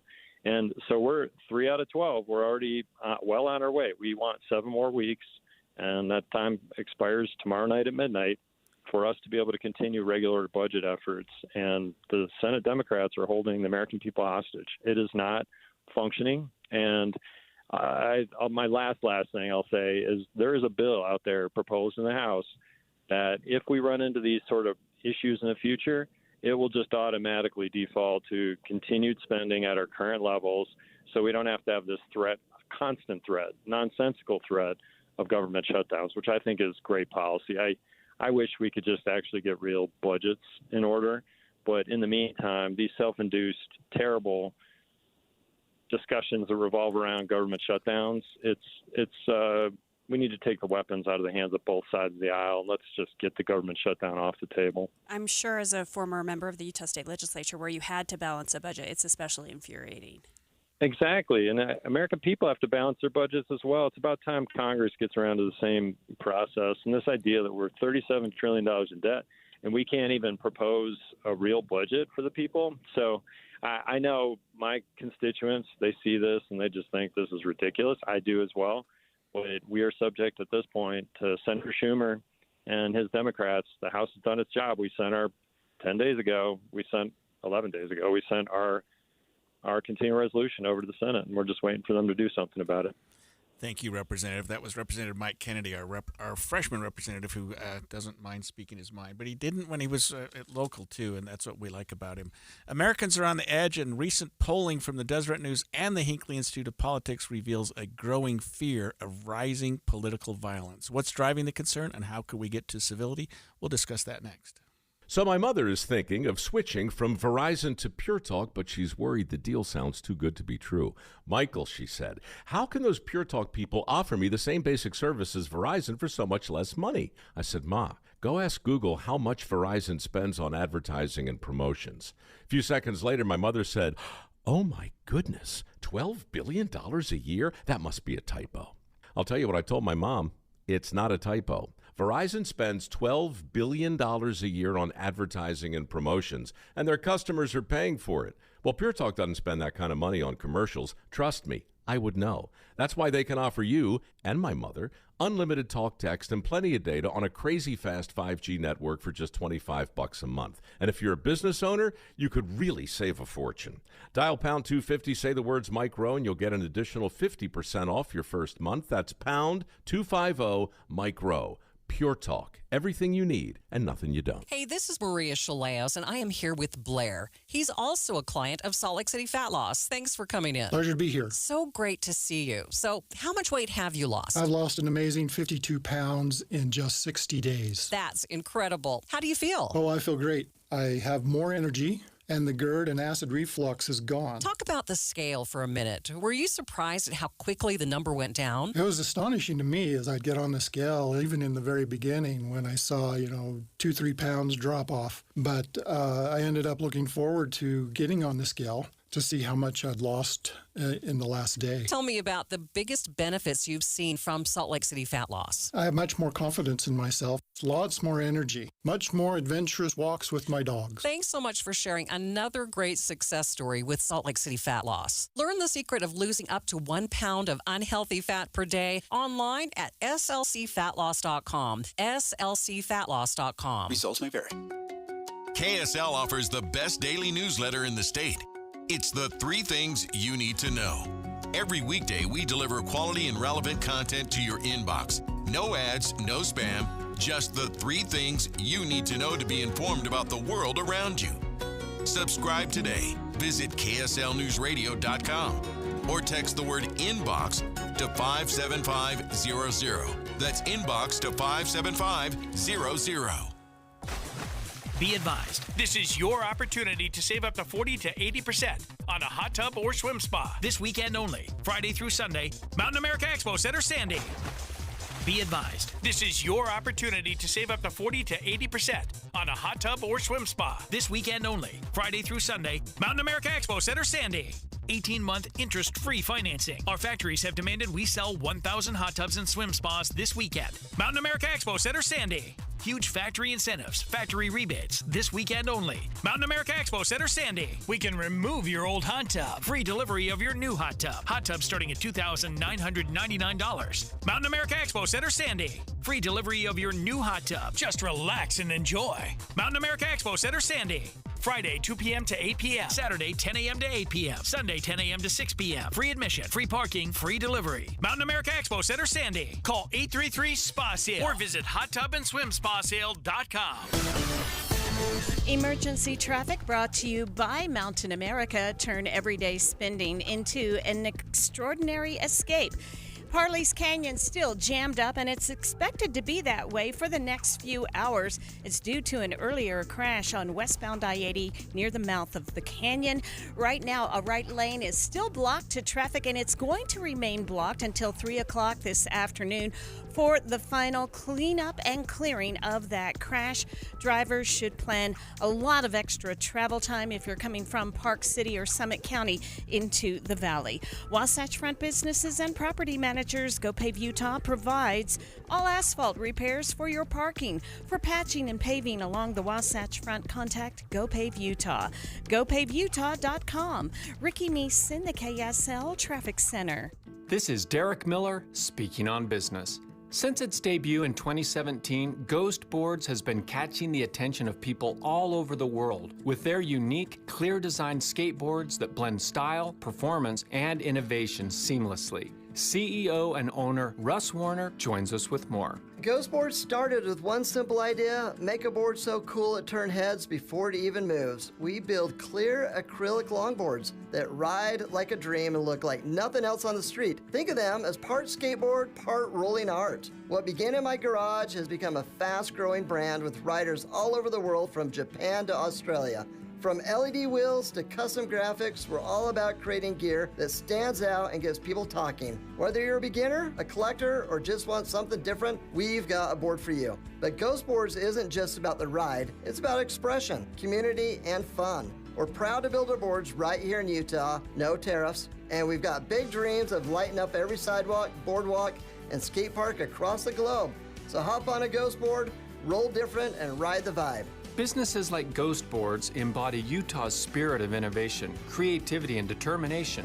By transforming bold ideas into thriving businesses, they strengthen the economy, uplift communities, and show that entrepreneurship remains central to Utah's continued prosperity and success.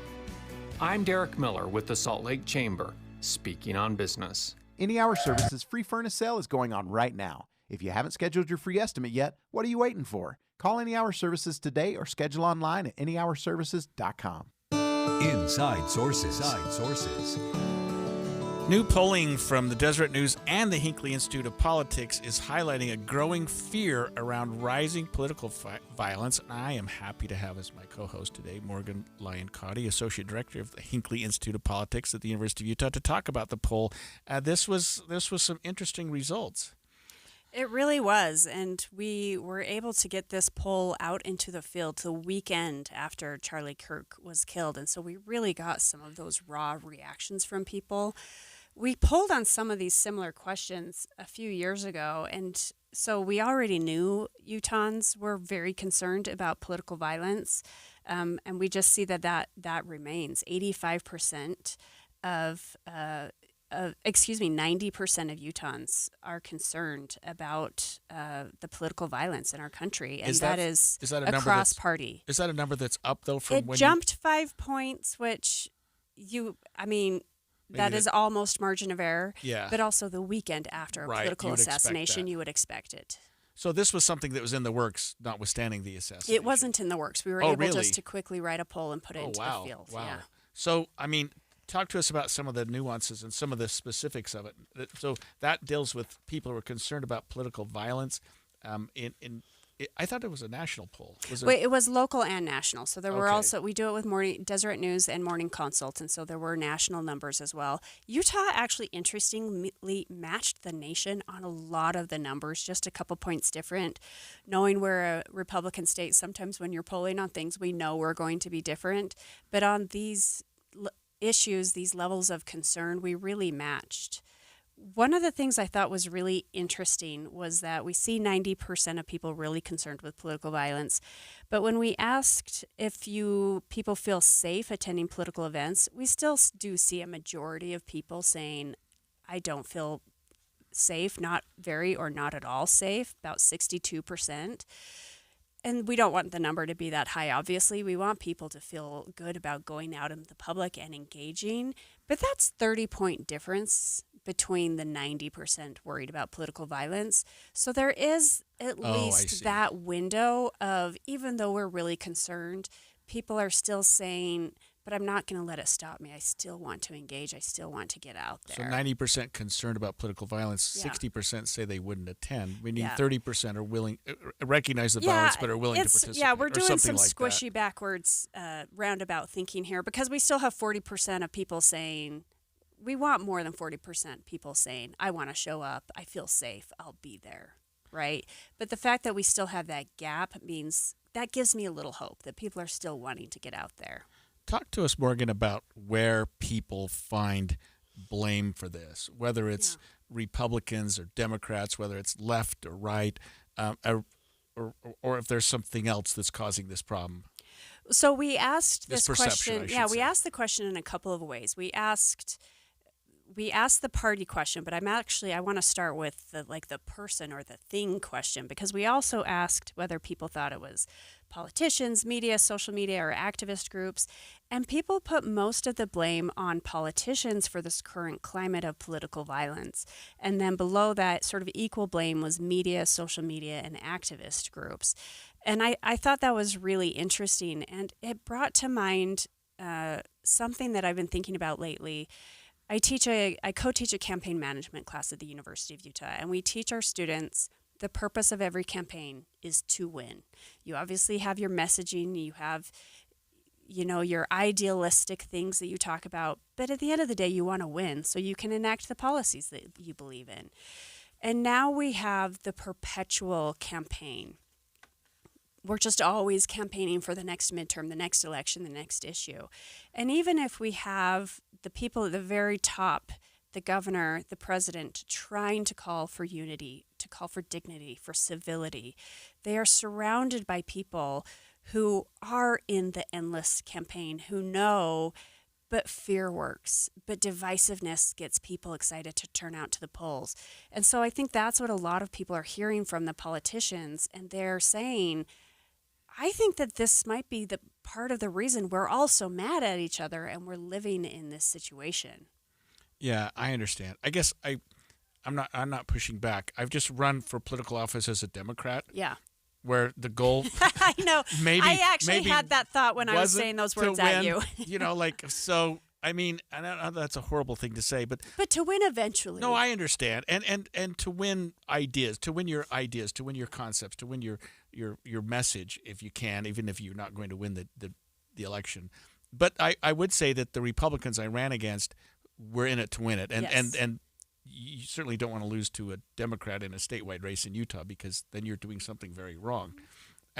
Do people look at the media ever as causing the problems here? Do you think that there's a source of contention there? We do see almost 30% of Utahns were saying they also blame the media. And Representative Celeste Malloy was on campus at the U last week, and that's one of the things she talked about. Of course, she wanted to be defensive of politicians, and she was saying, I want you to consider also how the media portrays us, because the media is going to take the most controversial thing I say that day. And hopefully it's in context, but maybe it's not. So, I mean, we also have to recognize a lot of politicians just communicate directly via video or words on social media. But there is clearly, people think that there is something to that. If the media is focusing on the negative things, on the controversial things, that can feel like things get ramped up. Let's talk about the people who took the survey. Yeah. That is to say, their own demographics. Were there differences with respect to their political affiliation as to who they perceived as the problem, or to what extent they see a problem, or maybe to their gender? Yeah. So one of the things that I really noticed when we asked the next question, do you blame the left and the right equally, or the right?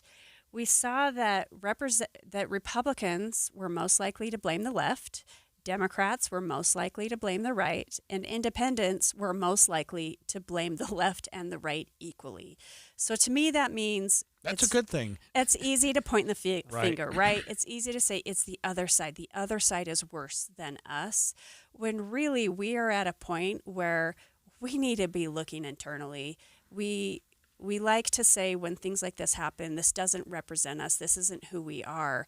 But this is who we are as a country right now. I keep on just thinking of that movie line, the call is coming from inside the house.